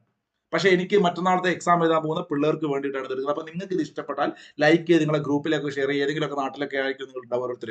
അവരോടൊക്കെ ആവശ്യമുള്ള പ്രിലിംസ് ഉള്ളവർ കാണാൻ ഫോളോ ചെയ്യാനൊക്കെ പറയട്ടോ. അപ്പോൾ ഇതൊക്കെ അടുത്ത എക്സാമിൽ അവർക്കൊരു മാർക്ക് കിട്ടും. അതുകൊണ്ടാണ് മലബാറിന്റെ ജില്ലാ കോൺഗ്രസ് സമ്മേളനത്തെ കുറിച്ച് കൃത്യമായിട്ട് ചോദിച്ചു. അതേ SCRTയിലെ ഏറ്റവും അടിയിലാണ് ഈ പറയുന്ന ചോദ്യം ചോദിച്ചത്. അതിന് 2 വരി മുകളിലുള്ള അടുത്തൊരു പോയിന്റാണ് ഞാനിപ്പോ പറഞ്ഞത്. K P 2 K P Kesava Menon, K P Raman Menon അല്ലേ? അതുപോലെ എം പി നാരായണ മേനോൻ. ഇപ്പൊ നാരായണ കേശവ രാമ കൃത്യമായിട്ട് പഠിക്കാം. പിന്നെ 2 മുസ്ലിം ടീം അല്ലെ? മതം പറയല്ലേ, പഠിക്കാൻ വേണ്ടി പറയാം. അബ്ദുറഹിമാൻ സാഹിബും മൊയ്തു മൗലവി. പിന്നെ നമ്മളെ മാധവൻ നായർ, ഒരു നായരെയും കൊടുക്കാറ്. 2 മേനോൻ, 3 മേനോന്മാർ, ഒരു നായരും 2 മാപ്പാരും. സെറ്റാണോ? ഇതിപ്പോ ആരെയും കേട്ട വിവാദാക്കൂല. ഇയാള് ജാതി മതം പറയാ. എടാ പഠിക്കാൻ വേണ്ടി പറയാട്ടോ. ഒരു രസത്തിന് വേണ്ടിയിട്ട് നിങ്ങൾ പഠിക്കാൻ വേണ്ടിയിട്ട് ഒരു രസമായിട്ട് പഠിക്കുക. ഒരു താല്പര്യത്തോട് പഠിക്കുക. അതിന് വേണ്ടിയിട്ടാണ്. ഇതൊക്കെ എങ്ങനെയാ ബൈഹാർട്ട് പഠിക്കാന്നൊക്കെ ചിന്തിക്കുന്ന ആളുകളൊക്കെ ഉണ്ടാവും. അവർക്ക് ഒരു ഇഷ്ടം വേണം. KP Keshava Menon, KP Raman Menon, MP Narayana Menon, അല്ലേ? അബ്ദുറഹിമാൻ സാഹിബ്, മുഹമ്മദ് മൗലവി, മാധവ മേനോൻ, സെറ്റ് അല്ലേ? യെസ്. ഷീബ അൽ ഹിലാൽ എന്നൊക്കെ പറയുന്നുണ്ട്. ഇന്നലെ രാത്രി ചോദിച്ചു, അത് അബ്ദുറഹിമാൻ സാഹിബിന്റെ പത്രമാണോ അൽ ഹിലാൽ? അല്ലേ, മൗലാന അബ്ദുൽ കലാം ആസാദ്, അല്ലേ, അദ്ദേഹത്തിന്റെ പത്രമാണ്. അപ്പോഴേ നമുക്കിനി 16 ഇങ്ങോട്ട് ചാടിയാലോ? ഇത് വിശദമായിട്ട് ഞാൻ പിന്നീട് ഒരിക്കൽ ക്ലാസ് എടുക്കാം. അതുകൊണ്ട് തന്നെ ഞാൻ അധികം വിശദമായിട്ട് ഇവിടുത്തെ ഫാക്ട് ഒന്നും പറയുന്നില്ല കേട്ടോ. നമുക്ക് ചുരുക്കി പറയുകയാണെങ്കിൽ 17 കോഴിക്കോടേക്കാണ്. അപ്പൊ വണ്ടി ഇപ്പോ കേരളം ഇങ്ങനെയാണെങ്കിൽ പാലക്കാട് നിന്നും അല്ലെ കോഴിക്കോട് ഇങ്ങനെയൊക്കെ ഇങ്ങനെ വേണ്ട, അപ്പൊ വരച്ചാൽ ശരിക്കില്ല. ഇതൊക്കെ ശരിക്കും ഇങ്ങനെ ഓഫ്ലൈനിലാണെങ്കിൽ ഞാൻ ഇങ്ങനെ വരച്ച് അടയാളപ്പെടുത്തി മനസ്സിൽ ഇങ്ങനെ കയറ്റുമായിരുന്നു. ഇപ്പൊ നിങ്ങൾക്ക് തൽക്കാലം ഞാൻ വരച്ചു തരുന്നില്ല. പാലക്കാട് ഇപ്പൊ വണ്ടി ഉള്ളത്. പാലക്കാട് നിന്ന് വണ്ടി എങ്ങോട്ട് പോന്നു? നേരെ വണ്ടി കോഴിക്കോടേക്ക് പോന്നു. മുകളിലോട്ടാണ്, വടക്കോട്ട് കോഴിക്കോടേക്ക് പോകുന്നു. അപ്പൊ ആദ്യം പാലക്കാട് അല്ലെ, പിന്നീട് കോഴിക്കോട്. പഠിച്ചു വെക്കണേ. കോഴിക്കോട് എത്തിയ സമയത്ത് അവിടെ സർ CP രാമസ്വാമി അയ്യർ, നിങ്ങൾ കേട്ടിട്ടുണ്ടാവും അല്ലെ? ഇഷ്ടപ്പെട്ട് പഠിക്കാൻ. ഇന്ത്യയിൽ തലയെടുപ്പുള്ള ഒരു നേതാവായ ആനി 16 പാലക്കാട് ജില്ലാ കോൺഗ്രസ് സമ്മേളനത്തിൽ പങ്കെടുത്തു അല്ലെ? അങ്ങനെ ആകുമ്പോ നോക്കൂ, 17 കോഴിക്കോട് കേരളത്തിൽ തലയെടുപ്പുള്ള ഒരു വ്യക്തിയാണ് സർ CP രാമസ്വാമി അയ്യർ. അദ്ദേഹം വരുന്നു. അവിടെയും താൽക്കാലിക അധ്യക്ഷനായിട്ട് കോഴിക്കോടുകാരനായ KP രാമൻ മേനോൻ കേട്ടോ. അതവിടെ നിൽക്കട്ടെ. ആദ്യ സമ്മേളനം നടത്താൻ തീരുമാനിച്ചത് മാനാഞ്ചിറ മൈതാനത്തായിരുന്നു. എന്നാൽ പിന്നീട് KP രാമൻ മേനോന്റെ വസതിയിൽ വെച്ചിട്ടാണ് അത് നടന്നത്. ഒരു ടെന്നീസ് കോർട്ട് ഉണ്ടായിരുന്നു. KP രാമൻ മേനോന്റെ വസതിയിൽ ഒരു ടെന്നീസ് കോർട്ട് വെച്ച് നടന്നു. മാനാഞ്ചിറ മൈതാനത്തിലായിരുന്നു ആദ്യത്തെ തീരുമാനിച്ചത്. പക്ഷെ നിങ്ങൾ നോക്കണം, ബ്രിട്ടീഷുകാർ പെർമിഷൻ കൊടുക്കുകയില്ല. കോൺഗ്രസിന്റെ സമ്മേളനമാണ്, വലിയ സമരവും പ്രശ്നമൊക്കെ അല്ലേ. അപ്പൊ അതുകൊണ്ട് ഈ പേര് നിങ്ങൾ പഠിച്ചു. ആദ്യം ആനി, പിന്നീട് CP. മൂന്നാമതൊരു വെറൈറ്റിയാണ്. അപ്പൊ നമ്മളിതാ പാലക്കാട് നിന്നും വണ്ടി എങ്ങോട്ട് പോയി? കോഴിക്കോടേക്ക് പോയി അല്ലെ? കോഴിക്കോട്, പാലക്കാട്, കോഴിക്കോട്. വീണ്ടും വണ്ടി വടക്കോട്ട് പോയി. കോഴിക്കോട് കഴിഞ്ഞ അടുത്ത സ്റ്റോപ്പ് ഏതാ? വടകര കഴിഞ്ഞ പിന്നെ തലശ്ശേരി അല്ലെ? അപ്പൊ തലശ്ശേരി നിർത്തി. കണ്ണൂർ അല്ലെ? അപ്പൊ തലശ്ശേരി അവിടെയാണ്. അതങ്ങനെ കിടക്കട്ടെ. തൽക്കാലം നിങ്ങൾക്ക് മിർ ആസാദ് അലിഖാൻ എന്ന് പറഞ്ഞാൽ മതി. ഇത് ചോദ്യമായിട്ട് ഞാൻ കണ്ടിട്ടില്ല, അതുകൊണ്ടാണ് ഞാൻ തിരുത്താത്ത കേട്ടോ. ഈ ക്വസ്റ്റ്യൻ ആയിട്ട് ഞാൻ കണ്ടിട്ടില്ല. പല ബുക്കിനകത്ത് അങ്ങനെ കണ്ടിട്ടുണ്ട് ആ പേര് കേട്ടോ. മിർ ആസാദ് അലിഖാൻ ആയിക്കോട്ടെ, തിരുത്തിയിരിക്കുന്നു. പറയാമെങ്കിൽ ലൈവിലായതുകൊണ്ടാണ്, പിന്നീട് തിരുത്താൻ പറ്റില്ലല്ലോ. അപ്പൊ ഈ ആനന്ദിന് പകരം ആസാദ് ആയിക്കോട്ടെ കേട്ടോ. ഇത് ടൈപ്പിംഗ് പിശകല്ല കേട്ടോ. ഞാനത് ടൈപ്പിംഗ് പിശകല്ല ആദ്യം പറയാണ്. ഞാൻ അങ്ങനെ കണ്ടിട്ടുണ്ട്, അങ്ങനെ തന്നെ എവിടെയൊക്കെയോ വായിച്ചിട്ടുണ്ട് കേട്ടോ. അപ്പൊ മിർ ആസാദ് അലിഖാൻ എന്നോ അല്ലെങ്കിൽ അദ്ദേഹത്തിന്റെ പേര്, യഥാർത്ഥ പേര് ഇങ്ങനെയാണെന്ന് എനിക്ക് അറിയില്ല. കുറച്ചുകൂടിയും എന്താ പറയാ, അതിനെക്കുറിച്ച് പഠിക്കാനുണ്ട്. എനിക്ക് അറിയാത്തൊരു കാര്യം, അതുകൊണ്ട് ഞാൻ അതിനെക്കുറിച്ച് പറയുന്നില്ല. മിർ ആസാദ് അലിഖാൻ ബഹദൂർ എന്നാണ് വായിച്ചറിഞ്ഞത്. അദ്ദേഹം ഒരു ജമീന്ദാർ ആയിരുന്നു മനസ്സിലാക്കുന്നു കേട്ടോ. തലശ്ശേരിയിലെ. നിങ്ങൾക്ക് ആർക്കെങ്കിലും അറിയെങ്കിലും ആധികാരികമായിട്ട് അറിയെങ്കിൽ പറയാം കേട്ടോ. തീർച്ചയായിട്ടും ഇപ്പഴല്ല, അല്ലാത്ത കമന്റ് ചെയ്താൽ മതിയെ. അപ്പൊ ആസാദ് എന്ന് കാണാം. ഇത് മുഴുവൻ പേരും കാണില്ല, ചില ബുക്കിനകത്തൊന്നും മുഴുവൻ പേര് കാണില്ല. മിർ ബഹദൂർ എന്ന് കാണാം, അല്ലെങ്കിൽ അലിഖാൻ എന്ന് കാണാം. എന്താണെങ്കിലും തലശ്ശേരിയിലെ അധ്യക്ഷൻ ഇദ്ദേഹമായിരുന്നു. ഇത് ചോദ്യമായിട്ട് ഞാൻ കണ്ടിട്ടില്ല ഇതുവരെ കേട്ടോ. PSC അവിടെ നിൽക്കട്ടെ. അടുത്തൊരു പേര് നോക്കൂ, KP രാമൻ മേനോനാണ്. KP രാമൻ പ്രത്യേകിച്ച് ഡിഗ്രി ലെവൽ എക്സാമിന് പ്രിപ്പയർ ചെയ്ത് ഇതൊക്കെ പഠിക്കണേ. ഇതൊക്കെ ഒരു പ്രിലിംസിന് അലി ബഹദൂർ എന്നാണ് ഞാൻ പഠിച്ചേക്കണേ. ഞാൻ പറഞ്ഞില്ല, പല ബുക്കിനകത്തും അങ്ങനെയാണ്. ഇത് മുഴുവൻ പേര് ഞാൻ ഏതോ ഒരു ബുക്കിനകത്ത് കണ്ടിട്ടാണ് അത് ഇതുപോലെ ടൈപ്പ് ചെയ്തത്. പകുതി മുറിച്ചിട്ടാണ് ഞാൻ പല പുസ്തകത്തിനകത്തും ടാലന്റിലൊക്കെ അങ്ങനെയാണ് കണ്ടത്. ഇപ്പോഴത്തെ പുതിയ പുസ്തകമല്ല ഞാൻ പറയുന്നത്, കുറച്ച് മുമ്പുള്ള പുസ്തകത്തിനകത്ത് ഈ ഇത്രയും ലെങ്ത് ഉള്ള പേര് ഞാൻ കണ്ടിട്ടില്ല. അതുകൊണ്ടാണ് ആസാദ്. ഓക്കെ, ശരി. അപ്പൊ നമുക്ക് അങ്ങനെ തിരുത്തിയിരിക്കുന്നു. മിർ ആസാദ് അലിഖാൻ, അല്ലെങ്കിൽ വെറും ആസാദ് എന്ന് കാണണം, അല്ലെങ്കിൽ മിർ ബഹദൂർ എന്ന് എന്തൊക്കെയോ കാണാം. മുഴുവൻ പേര് കാണില്ല. അപ്പൊ എന്തായാലും ഒരു ജമീന്ദാറായിരുന്നു അദ്ദേഹം. മലയാളിയാണോന്ന് പോലും എനിക്ക് അറിയില്ല കേട്ടോ. വ്യക്തിപരമായിട്ട് ആളെ കുറിച്ച് എനിക്ക് ഓർമ്മയില്ല. അപ്പൊ എന്താണെങ്കിലും തലശ്ശേരിയിൽ ഈ കുടക് മേഖലയിലെ ബങ്കനപ്പള്ളി എന്ന് പറയുന്ന, അല്ലെങ്കിൽ ചിറക്കൽ രാജാവുമായി ബന്ധപ്പെട്ടുകൊണ്ടൊക്കെയാണ് അവിടെ തലശ്ശേരി നടന്നത്. അധ്യക്ഷൻ അത്ര പ്രധാനപ്പെട്ട സമ്മേളനം ആയിരുന്നില്ല അത്. അതുകൊണ്ട് തന്നെയാണ് അത് നിങ്ങൾ പഠിച്ചില്ലെങ്കിൽ കുഴപ്പമില്ല. ഡിഗ്രി ലെവൽ എക്സാമിന് പോകുന്നവർ, പ്രിപ്പയർ ചെയ്യുന്നവർ തീർച്ചയായിട്ടും നോക്കണേ. ഇത് ഞാൻ പറഞ്ഞ പ്രിലിംസിന്റെ കാര്യമാണ്. പക്ഷെ അടുത്തത് വടകര വരുന്ന സമയത്ത് അവിടെ നമ്മുടെ മലയാളിയായ KP രാമൻ മേനോൻ, കോഴിക്കോടുകാരനായ KP രാമൻ മേനോൻ തിരിച്ച് പാലക്കാട് നിന്നും വണ്ടി കോഴിക്കോട് വരുന്നു. അവിടെ നിന്നും വണ്ടി എന്തോട്ട് പോകുന്നു? നമ്മുടെ തലശ്ശേരിയിലേക്ക് പോകുന്നു. അവിടെ നിന്നും റിട്ടേൺ ഇങ്ങോട്ട് അടിക്കുമ്പോൾ തിരിച്ചെവിടെ വരുന്നു? വടകരയ്ക്ക് വരുന്നു കേട്ടോ. വടകരയ്ക്ക് വരുന്നു. അവിടെ ആരാണുള്ളത്? KP രാമൻ മേനോൻ. അപ്പൊ ആ റൂട്ട് നോക്കണം. പാലക്കാട്, കോഴിക്കോട്, തലശ്ശേരി, അവിടെ എത്തി കണ്ണൂര്. തിരിച്ചിങ്ങോട്ട് വരുമ്പോൾ വടകരയിൽ ഇതാ കോഴിക്കോടുകാരനായ KP രാമൻ മേനോൻ. അവിടെയും കടത്തനാട് ഇളയ തമ്പുരാനായിരുന്നു എന്ത് താൽക്കാലിക അധ്യക്ഷനായിട്ട് ഉണ്ടായിരുന്നത് കേട്ടോ. അവിടെയാണ് മക്കളെ വടകരയിൽ നിന്നും വടകരയിൽ നിന്നും പിന്നീട് വണ്ടി വരുന്നത് എങ്ങോട്ടാണെന്ന് വെച്ച് കഴിഞ്ഞാല് മഞ്ചേരിക്കാണ്. മഞ്ചേരിയിൽ എത്തിയ സമയത്താണ് കസ്തൂരി രംഗ അയ്യങ്കാർ ഉള്ളത്. ഏറ്റവും പ്രധാനപ്പെട്ട ഒരു സമ്മേളനമാണ് മഞ്ചേരി സമ്മേളനം. ഈ മഞ്ചേരി സമ്മേളനത്തിന്റെ പ്രത്യേകത പറയാം. നമ്മള് ഒന്നാമത്തെ സമ്മേളനം വളരെ ഇമ്പോർട്ടൻ്റ് ആണെന്ന് പറഞ്ഞു. അത് ആനി ബസന്റ് വന്നു, തുടക്കമാണ്, ഗംഭീരായി. ഇനി നമുക്ക് ഏറ്റവും പ്രധാനപ്പെട്ടത് ആ ഒന്നാം സമ്മേളനവും സാധാരണഗതിയിൽ ഒരു 10th ലെവൽ അല്ലെങ്കിൽ +2 ലെവൽ എക്സാമിനൊക്കെ സാധാരണ ചോദിക്കാറ് ഈ പറയുന്ന 5ാമത്തെ സമ്മേളനവുമാണ്. 5ാമത്തെ സമ്മേളനം എവിടെയാണ് നടക്കുന്നത്? മഞ്ചേരിയിലാണ്. പാലക്കാട്, കോഴിക്കോട്, തലശ്ശേരി, വടകര, മഞ്ചേരി. അപ്പൊ 5ാമത്തെ സമ്മേളനം 5 ഉറുപ്പ്യല്ലേ അല്ലെ?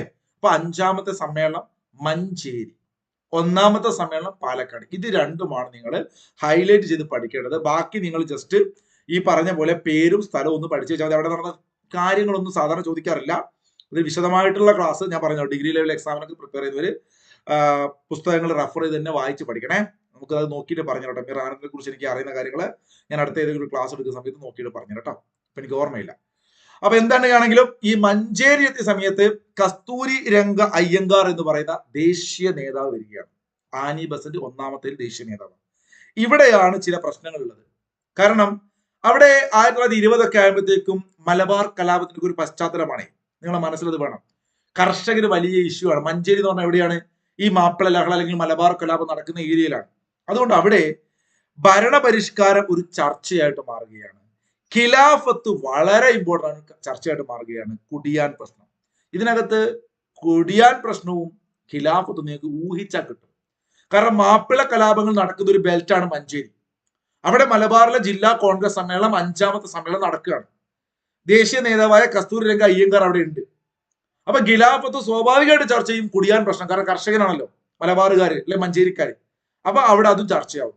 പിന്നീട് ഭരണപരിഷ്കാരം, തീർച്ചയായിട്ടും ബ്രിട്ടീഷുകാരുടെ ഭരണപരിഷ്കാരങ്ങളെ കുറിച്ച് ചർച്ചയാവും.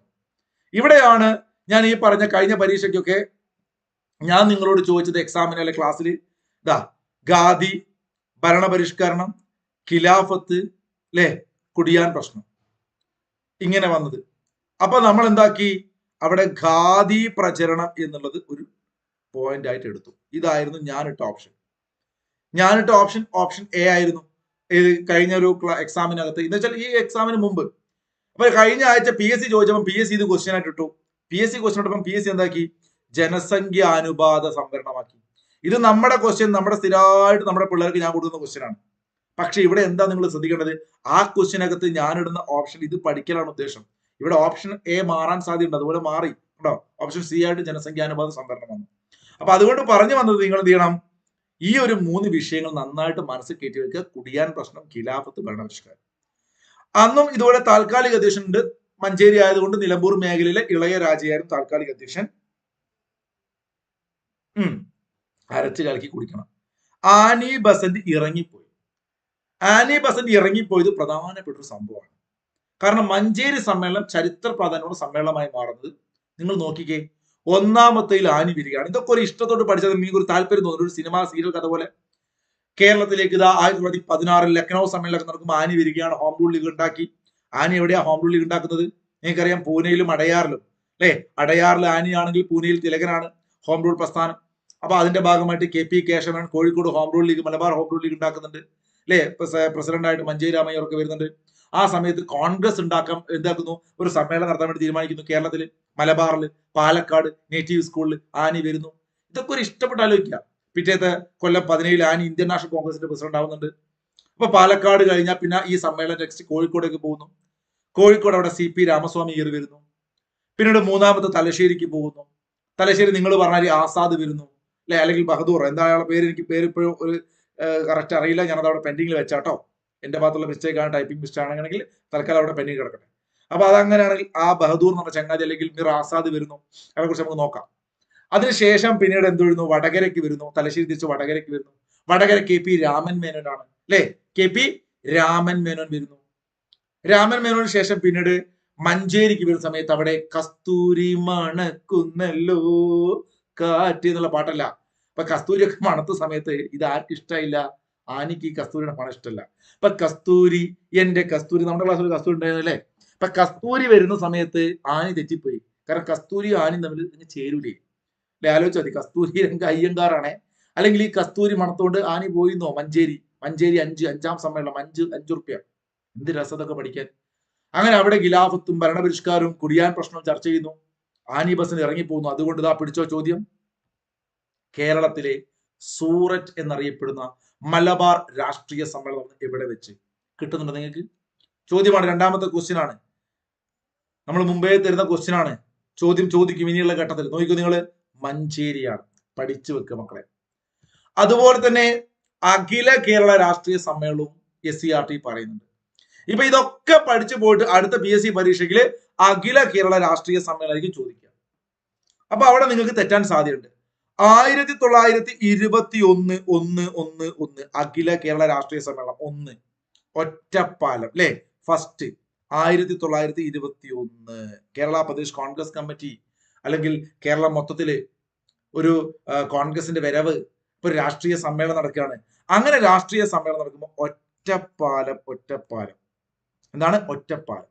ഒന്നാം കേരള സംസ്ഥാന രാഷ്ട്രീയ സമ്മേളനം നടന്നത് ഒറ്റപ്പാലം 1921. ടി പ്രകാശം അല്ലെ, ചായ കുടിച്ചു ഒറ്റക്ക്, അല്ലെങ്കിൽ ഒരു ചായ എന്തെങ്കിലും അറിയിക്കുക, ആന്ധ്ര കേസരി. ഇതാണ് പ്രകാശൻ എന്ന് കഴിഞ്ഞ കൊടുത്തത്. ടി പ്രകാശം, ആന്ധ്ര കേസരി എന്നറിയപ്പെടുന്ന ടി പ്രകാശം, അദ്ദേഹമാണ് ഒറ്റപ്പാലത്ത് അഖില കേരള രാഷ്ട്രീയ സമ്മേളനം. ഇത് രണ്ടും പ്രശ്നമാണ്. കാരണം രണ്ടും പാലക്കാട്, തെറ്റിക്കരുത്. പ്രഥമ മലബാർ ജില്ലാ കോൺഗ്രസ് സമ്മേളനം ഒറ്റപ്പാലത്തല്ല, അത് പാലക്കാട് തന്നെ പറയുന്ന നേറ്റീവ് സ്കൂൾ കേട്ടോ. എന്നാൽ ടി പ്രകാശത്തിന്റെ നേതൃത്വത്തില് അഖില കേരള രാഷ്ട്രീയ സമ്മേളനം നടക്കുന്നത് എവിടെയാണ്? അത് ഒറ്റപ്പാലത്താണ്. പിന്നീട് രണ്ടാമത്തെ സമ്മേളനം നടക്കുന്നത് 22-ലല്ല, അതിന് എല്ലാ വർഷവും കറക്റ്റ് നടക്കുന്നില്ല കേട്ടോ. മലബാർ ജില്ലാ കോൺഗ്രസ് സമ്മേളനങ്ങളെ 16, 17, 18, 19, 20 ഇങ്ങനെ നടന്നു 5 പക്ഷേ ഹൊർണിമാന്തനിലേക്കൊക്കെ യെസ്. അപ്പൊ ഇതാണ് കോഴിക്കോട് സമ്മേളനത്തിലെ 3ാമത്തെ സമ്മേളനത്തിലെ അധ്യക്ഷനായിട്ട് വരുന്നത്. അപ്പം ആദ്യം ടി പ്രകാശം, പിന്നീട് സരോജിനി നായിഡു, പിന്നീട് BG ഹൊർണിമാൻ കേട്ടോ. ഷാനിഫ, അതെ ഹൊർണിമാൻ എന്ന് പറയുന്നുണ്ട്. ഹൊർണിമാനാണ് കേട്ടോ. പേര് കേൾക്കുമ്പോൾ ചെറിയ പ്രശ്നം തോന്നും നമുക്ക്. അതുകൊണ്ടാണ് ആ പേര് മലയാള പേരല്ലാത്തതുകൊണ്ടാണ് നമ്മൾ ഇംഗ്ലീഷിലേക്ക് ആക്കുമ്പേ. അപ്പൊ ഏറ്റവും പ്രധാനപ്പെട്ട നമ്മുടെ 4 പൈ അല്ലെ, 4 പൈ എന്ന് പറഞ്ഞത് പയ്യന്നൂർ, 4 പയ്യന്മാരോ എന്തെങ്കിലും ആക്കിയോ. നെഹ്റു, നമ്മുടെ സ്വന്തം നെഹ്റു. ചാച്ചാജി പയ്യന്നൂരിലെ അഖില കേരള രാഷ്ട്രീയ സമ്മേളനത്തിൽ വരുന്നു. എന്താ പ്രത്യേകത? സ്വാതന്ത്ര്യത്തിന് ശേഷം കേരളത്തെ ഒരു പ്രത്യേക സംസ്ഥാനമായി പുനഃസംഘടിപ്പിക്കണമെന്ന് പ്രമേയം അവതരിപ്പിക്കുന്നു. യഥാർത്ഥത്തിൽ അഖില കേരള അല്ലെങ്കിൽ ഐക്യ കേരള പ്രസ്ഥാനം എന്ന് പറയുന്ന ഒരു കൺസെപ്റ്റിന്റെ തുടക്കം കുറിക്കുന്നത് ഈ ഒരു സമ്മേളനത്തോടു കൂടിയാണ്. അതാണ് 4ാമത്തെ പയ്യന്നൂർ സമ്മേളനത്തിന്റെ പ്രത്യേകത. പഠിച്ചു വെക്കണേ. അപ്പൊ ഈ ചോദ്യം നിങ്ങൾക്ക് കിട്ടി. അടുത്ത ക്വസ്റ്റ്യൻ ഇതാണ്. ഒന്ന് പറഞ്ഞു എല്ലാവരും. ഇപ്പൊ ലൈവിലുള്ളവര് ലൈക്ക് ചെയ്യാത്ത ആരെങ്കിലും ജസ്റ്റ് ഒന്ന് ലൈക്ക് ചെയ്യട്ടോ. കാരണം ഈ വൈകുന്നേര സമയമായതുകൊണ്ട് ആളുകൾ വളരെ കുറവായിരിക്കും. അതുകൊണ്ടാണ്. പറ്റുന്നവരൊക്കെ ഒന്ന് ലൈക്ക് ചെയ്യുക. കോൺഗ്രസിന്റെ സമ്മേളനവുമായി ബന്ധപ്പെട്ട തെറ്റായ ജോഡി ഏതാണ്? 1916 പാലക്കാട് മലബാർ ജില്ലാ സമ്മേളനം ആനി ബസന്റ്, ശരിയാണല്ലോ. 18 തലശ്ശേരി മലബാർ ജില്ലാ കോൺഗ്രസ് സമ്മേളനം നമ്മളിപ്പം തെറ്റിച്ച് പഠിച്ചത് കൊണ്ട്, എനിക്ക് തെറ്റിപ്പോയതാണ്. അങ്ങനെ തെറ്റിച്ച് പഠിച്ചത് കൊണ്ട് തന്നെ നിങ്ങൾക്ക് എല്ലാവർക്കും അത് കിട്ടുന്നതാണ് എന്റെ വിശ്വാസം അല്ലേ. ആസാദ്, മിർ ആസാദ് അലി ഖാന, എന്താ പേര് കറക്റ്റ്? അലിഖാൻ ബഹദൂർ. അപ്പൊ ആ ഒരു പേര് ആണ് നമുക്ക് ഓർമ്മ ഉണ്ട്. അതുകൊണ്ട് നമുക്ക് കിട്ടും. ഇതല്ല തലശ്ശേരി. കോഴിക്കോട് വരുന്ന സമയത്ത് CP രാമസ്വാമി അയ്യർ, ശരിയാണ്. മഞ്ചേരി വരുന്നു അല്ലെ. മഞ്ചേരി വന്നാൽ കസ്തൂരി മണക്കുന്നു, ആനി തെറ്റിപ്പോകുന്നു. സെറ്റല്ലേ? അപ്പോ ഇങ്ങനെയാണ് നമ്മൾ തല്ലുണ്ടാക്കി പഠിച്ചാലുള്ള മെച്ചം എന്ന് ഞാൻ മനസ്സിലാക്കി തരുന്നു. കാരണം ഇവിടെ നിങ്ങൾക്ക് ഇപ്പോ നമ്മൾ അതൊരു മിനിറ്റ് ചർച്ച ചെയ്തുകൊണ്ട് തന്നെ ആ മനസ്സിൽ അത് കടന്നു. അപ്പോൾ ഇനി വീട്ടിൽ നിന്ന് രാത്രി ഒക്കെ ഒന്ന് ആലോചിച്ച് നോക്കുക. ഒരു ദിവസം കഴിഞ്ഞിട്ട് ഒന്നുകൂടി ജസ്റ്റ് ഒന്ന് വായിച്ച് പോവുക കേരള ചരിത്രം. അപ്പൊ അതൊന്നുകൂടി പഠിക്കാൻ നിങ്ങൾക്ക് പ്രിലിംസിന് ഉപകാരം ചെയ്യും. മലബാർ ജില്ലാ കോൺഗ്രസ് സമ്മേളനം. അടുത്തൊരു ചോദ്യം ഇതാണ്. കുറിച്യ ലഹള 2025 10th പ്രിലിംസിന് 2 ഘട്ടങ്ങൾ കഴിഞ്ഞ സമയത്ത് ശ്രദ്ധിക്കേണ്ട ഒരു കാര്യമാണ് പറയുന്നത്.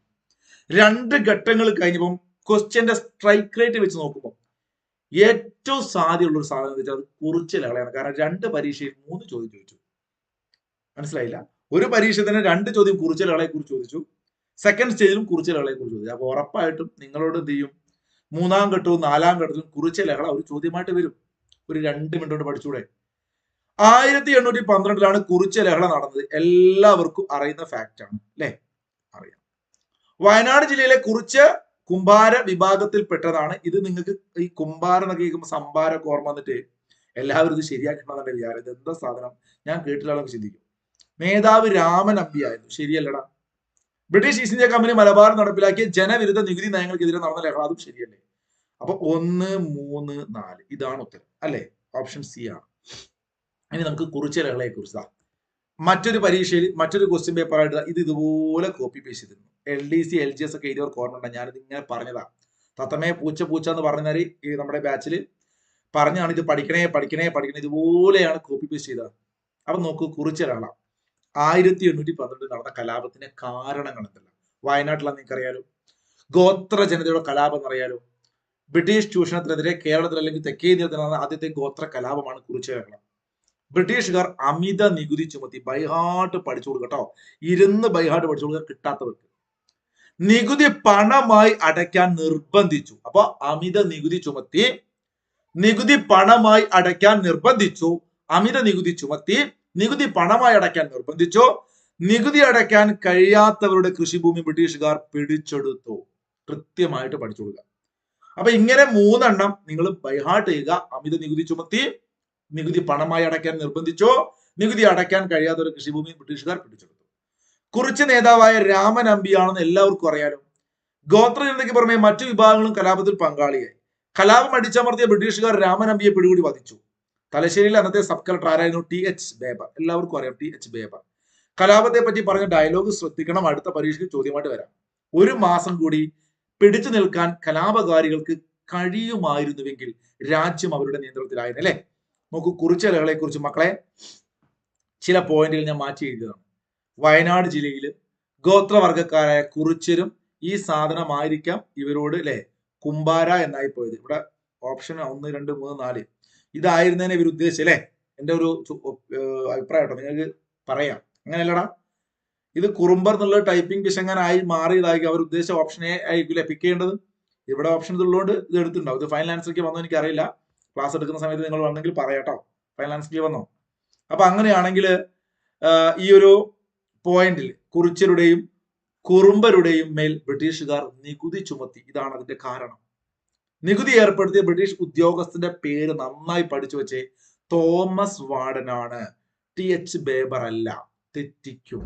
തോമസ് അല്ലെങ്കിൽ വാർഡൻ. നമ്മൾ സ്കൂളൊക്കെ നമ്മുടെ ഹോസ്റ്റലൊക്കെ വാർഡൻ ഉണ്ടാവില്ലേ അല്ലെ? ഏഞ്ചല്, ശ്രീഹരി, നിത്യ, ഫെബിന ഹോസ്റ്റലൊക്കെ ജീവിച്ചവർക്ക് അറിയാലോ. അപ്പൊ അതുകൊണ്ട് ഈ പറയുന്ന തോമസ് വാർഡൻ, ഞാൻ അങ്ങനെയാ വിചാരിച്ചേ. എന്ത് എല്ലാം ശരിയെന്നില്ലേ? നീ എഴുതി അങ്ങനെ തെറ്റിച്ചല്ലേ? കേക്കെ നീയും എഴുതിയില്ല. ആരൊക്കെ എഴുതി 1ാം ഘട്ടത്തില്?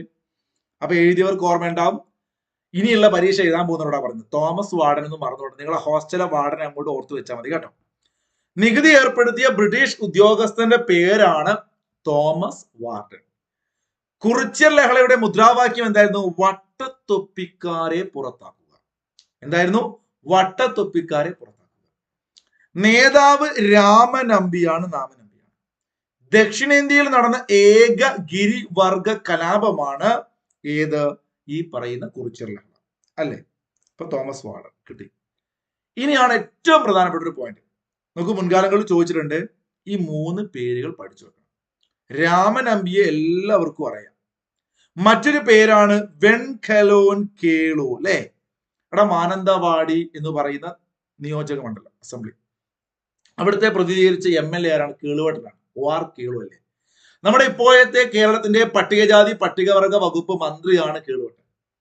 അപ്പൊ വേണമെങ്കിൽ ഈ മാനന്തവാടി മേഖല, വയനാട് മേഖലയിലെ ആദിവാസികളുമായി ബന്ധപ്പെട്ടുകൊണ്ടൊക്കെയുള്ള ഒരു ഐതിഹാസികമായ സമരമായതുകൊണ്ട് വെൺകലോൻ കേളു എന്ന് പറയുമ്പോൾ നിങ്ങളുടെ മനസ്സിൽ വേണം അദ്ദേഹത്തെ തൂക്കിലേറ്റി. കേരളത്തിന്റെ ആരാധ്യനായ മന്ത്രിയെ വെച്ച് കണക്ട് ചെയ്ത് പഠിക്കാൻ വേണ്ടിയിട്ടാണ് കേട്ടോ. അങ്ങനെയാണെങ്കിൽ പ്ലാക്കറ്റ് ചന്തു, പേര് പഠിച്ചേ. ചന്തുവിനെ തോൽപ്പിക്കാനാവില്ല മക്കളെ, ആ ചന്തുവിനെ ആലോചിക്കാം. 1000 വീട്ടിൽ കോന്തപ്പൻ. ചന്തുവും കോന്തപ്പനും കേളുവും, ചന്തുവും കോന്തപ്പനും കേളുവും നമ്പിയും കൂടി വയനാടിന്റെ കാടുകളെ വിറപ്പിച്ച സമരം നടത്തി അല്ലേ? നോക്കൂ നോക്കൂ നോക്കൂ. ഓഹോ, എന്താ പ്രശ്നം? ഒരു പ്രശ്നമില്ലല്ലോ. വട്ടത്തൊപ്പിക്കാരെ പുറത്താക്കുക. പേടിച്ചു ഞാൻ. നേരത്തെ എനിക്ക് എന്തെങ്കിലും ഒരു ചെറിയ പിശക് എവിടെ പറ്റിയാൽ പിന്നെ മൈൻഡ് മൊത്തം മാറും. അത് എന്റെ പിള്ളേർക്ക് അറിയാം, അത് വേറെ വിഷയം. നേരത്തെ അവിടെ എന്തോ ഒരു മിസ്റ്റേക്ക് പറ്റി ഞാനത് വായിച്ചു പോവുകയും ചെയ്തു. അപ്പൊ അതുപോലെ ഇന്ന് രാവിലെ എനിക്കൊരു അബദ്ധം പറ്റിയിട്ടുണ്ട്. നിങ്ങൾക്ക് ഓർമ്മയുണ്ടാവും, നമ്മുടെ കറണ്ട് അഫേഴ്സ് ഡെയിലി 5:30 ക്ലാസ്സിൽ 75 ഇത് പറഞ്ഞു പോയിട്ടുണ്ട്. 76ാമത്തെ റിപ്പബ്ലിക് ദിനത്തെ കുറിച്ച് പറഞ്ഞു കേട്ടോ. അപ്പൊ അങ്ങനെയുള്ള ചെറിയ ചെറിയ മിസ്റ്റേക്കുകളൊക്കെ വരുമ്പോൾ നിങ്ങൾ ചൂണ്ടിക്കാണിച്ചാൽ നമുക്ക് അപ്പം തന്നെ തിരുത്തി പോട്ടോ. 3 പേര് മെയ് 1-ന്. നീ എന്റെ ചോദ്യത്തിന്റെ സസ്പെൻസ് പൊട്ടിച്ചു അല്ലെ കൃഷ്ണകുമാറെ.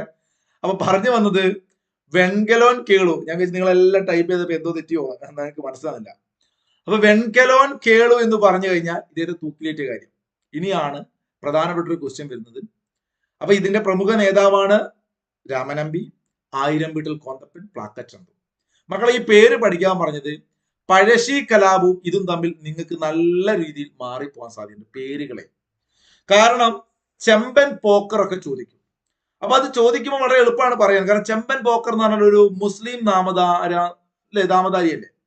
അപ്പൊ നിങ്ങളുടെ മനസ്സിൽ എന്ത് ചെയ്യുക, ഒരു മതേതര സെറ്റപ്പ് ഉള്ളത് പഴശ്ശി കലാപം. കാരണം രാജാവിന്റെ കീഴില് മുസ്ലിമും ക്രിസ്ത്യനും ഹിന്ദുവും എല്ലാം ഒന്നിച്ചു, അങ്ങനെ ഒരു ചിന്ത കാരണം.